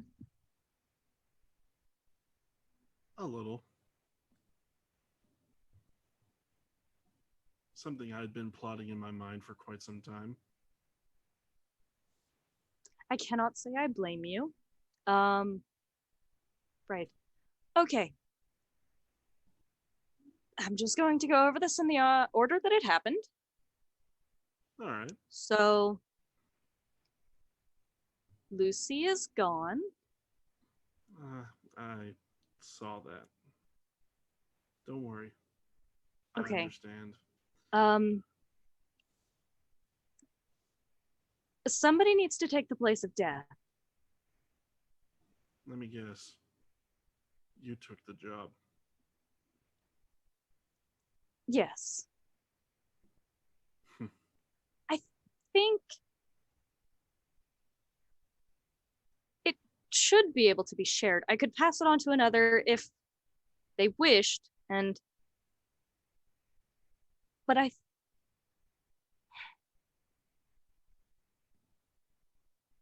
it could be shared. The two faces of death, shall it be? It could be. Artemis and Alavara. Yes. Well, yes.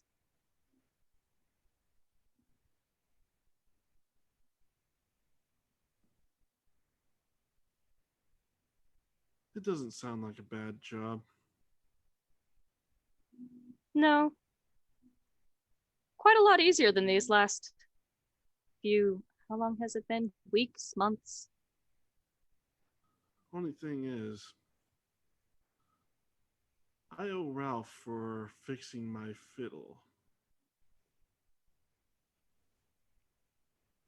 I'm quite certain he will be around so long as that building is around. Let's just say Death owes him a favor. Fair enough.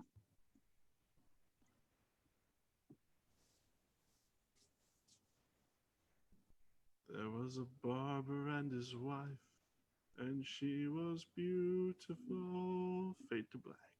Fade to black. Oh, just like that. Not a single person stays living in this world at the end. This game was great. I just have to do this, and we should all do this, I think. Yes. It was a good story. I don't think it needs to go any further. It could be ambiguous because Dungeon World Season 4, whenever that is, will just I be... so want to be a part of that. I want to be a part of the next one. I want to see the tie-ins. It might have to just be the future, where it's like all weird and futury because the machine... But yeah, I want to see how it gets fucked up again. Ralph McCloud.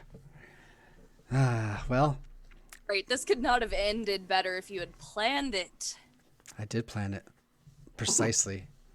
Just like Oh, that. yes. I meant to have Ralph and Cecil be a pair, and Alvaro and Betty, but you guys split off with Ralph going by himself, but it still worked out really well. But it still worked out. Well, technically, Cecil's part of the power source, and Ralph is running it, so they're technically still a pair. They are. There's just going to be I think awkward moments when over the next first split the party.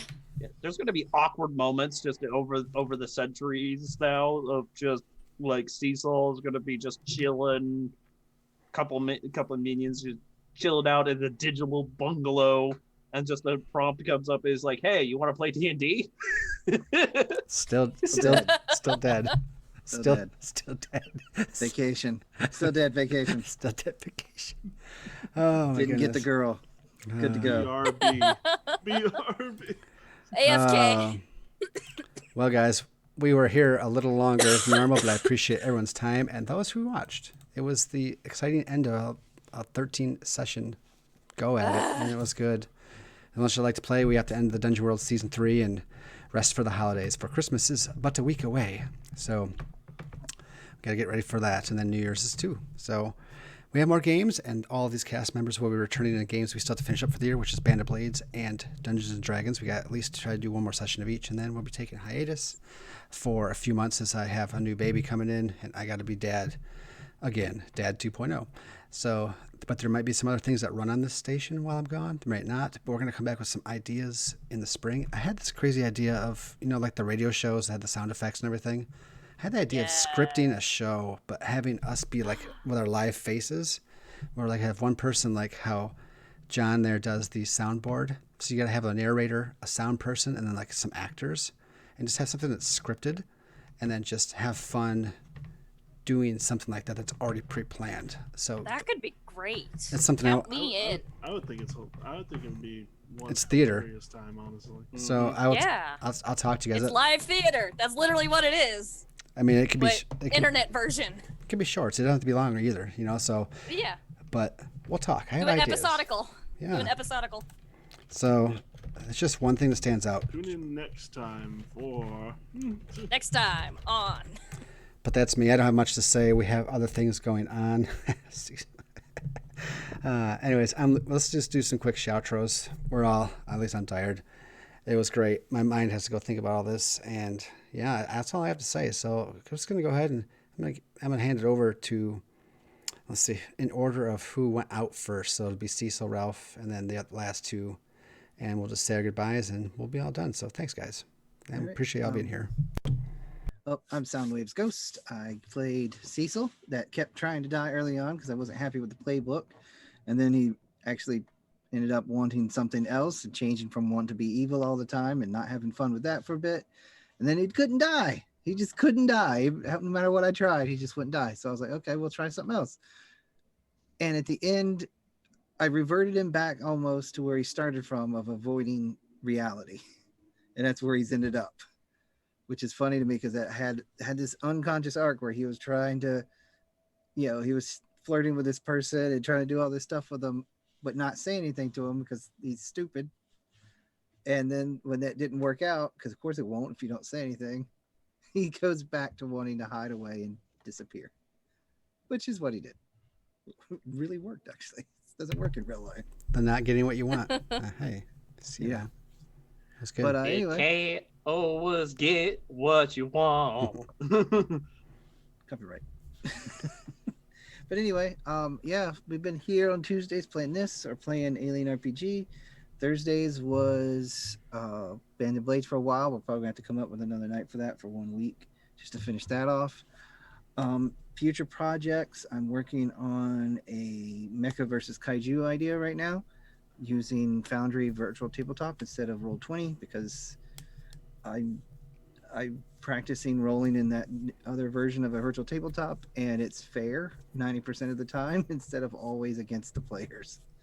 It's a frustration thing more than anything else. Other than that, I had a great time, as I always do during a campaign. I haven't had a bad campaign yet. I'm sure it's going to happen at some point, but I haven't had it yet. And thanks for letting me play, guys, and pass it on down the death pile. The bone pile. There we go. Yep. I'm just buried just slightly higher than you. So, but howdy folks, Jodo1025 here. I had the honor of playing Ralph McLeod, who is now becoming the machine that helps feed magic to the rest of the world.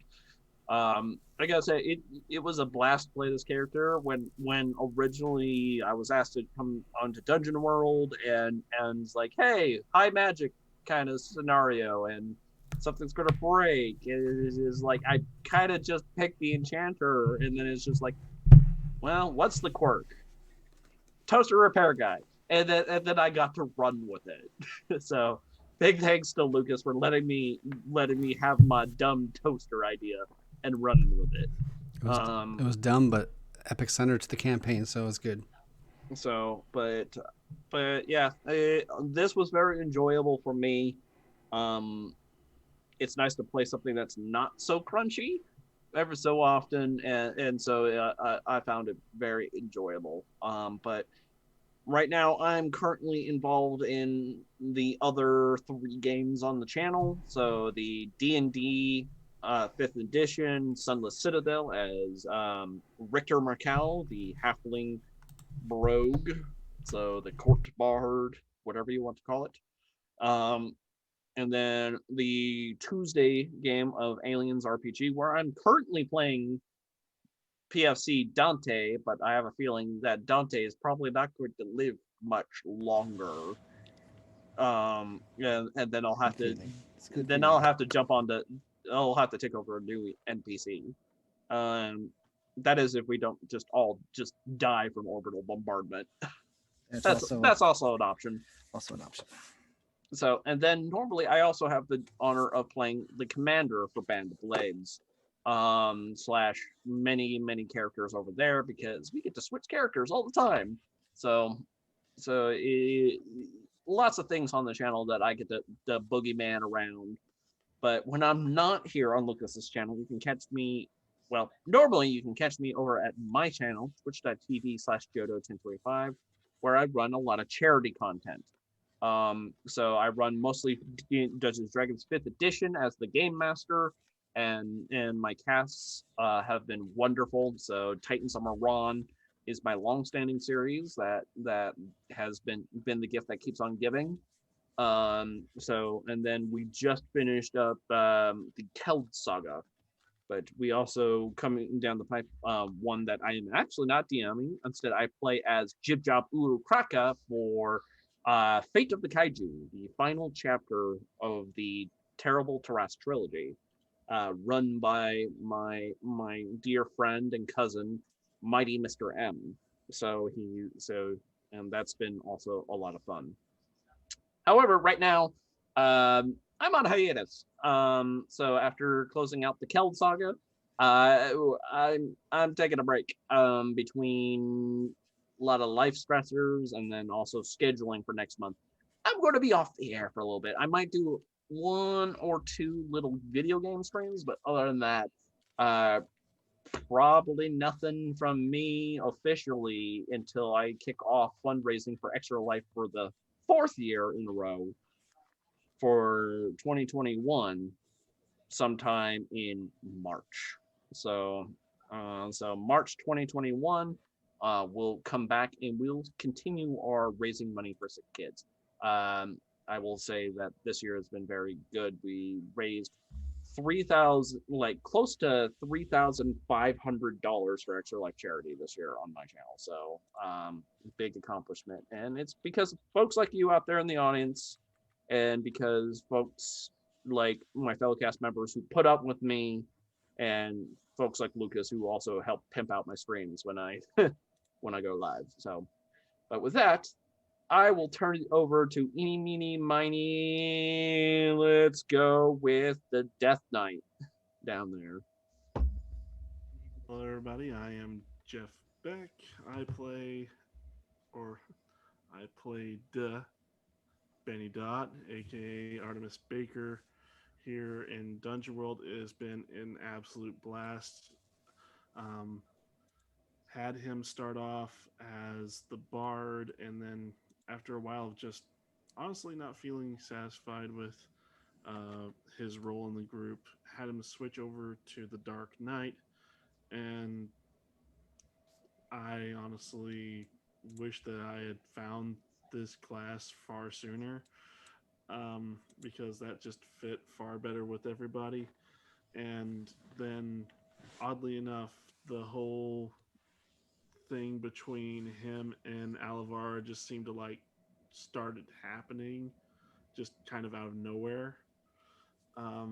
So the way it ended with the Dark Knight killing Death and the both of them taking Death's place, honestly, it just felt the natural progression of their storyline together, and I honestly could not have come up with a more satisfying ending.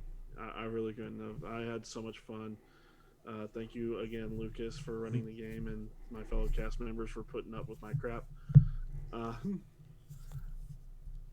It's good. It's perfect. If you wish to find me on other media, I'm on smule.com at jeffbeck1108. Jeff Beck being all lowercase. You can find me doing voice acting and singing on there if you so wish. If you wish to see me on the Lucasgvariety show, I am in the 5th edition D&D game as Tristan Guildcrest, the cleric, and I'm also in Band of Blades as the spy master, plus many other characters. I'm still wishing to know what's going to happen to Private Spud. Hey, as buddy. are all of you, I'm sure. We'll find out. You hoser. Well, that's pretty much it for me. I will hand it over to Ava. Take it away.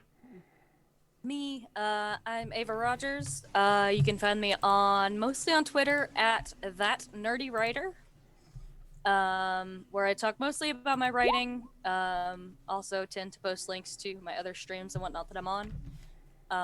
Speaking of other streams that I'm on, I am here on Lucas's channel on Thursday nights for the D&D 5e campaign, the Sunless Citadel, as Calcaria, the barbarian monk. she's fun. And angry, very angry.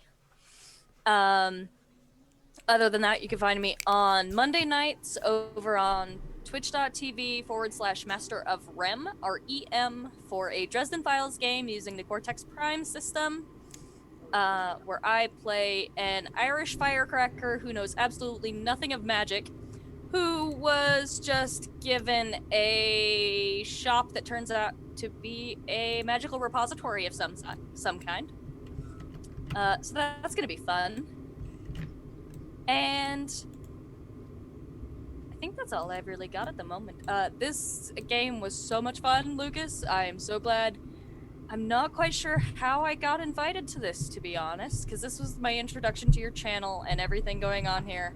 And I don't remember how I wound up a part of this, but it was great fun, and I'm glad I was and did. It was a shout through Zachario's Discord. That's what it was, right? It was part from his Discord. My buddy Kurt. Right. Yeah. I need to tell Kurt thank you again. He'd be like, huh? Because this was great. No, this was amazing. Kurt. I haven't seen him in a while. Oh, man. Yeah, I know. I used to be in a couple other games with him, but anyway, this was great. This game right here, this specific Dungeon World game, has spawned a couple books that I'm going to write based off of the Reaper playbook, and an audio fiction thing, which will the 4 characters played here basically will all be the main characters of that. Ralph is getting the most changes, mostly because I write more serious works than the character Ralph was. Also, the name didn't fit into my setting. But this will be a fiction podcast at some kind, at some time in the future. I want to hear it. C'est la vie, the trouble with being the comedy relief. Yeah.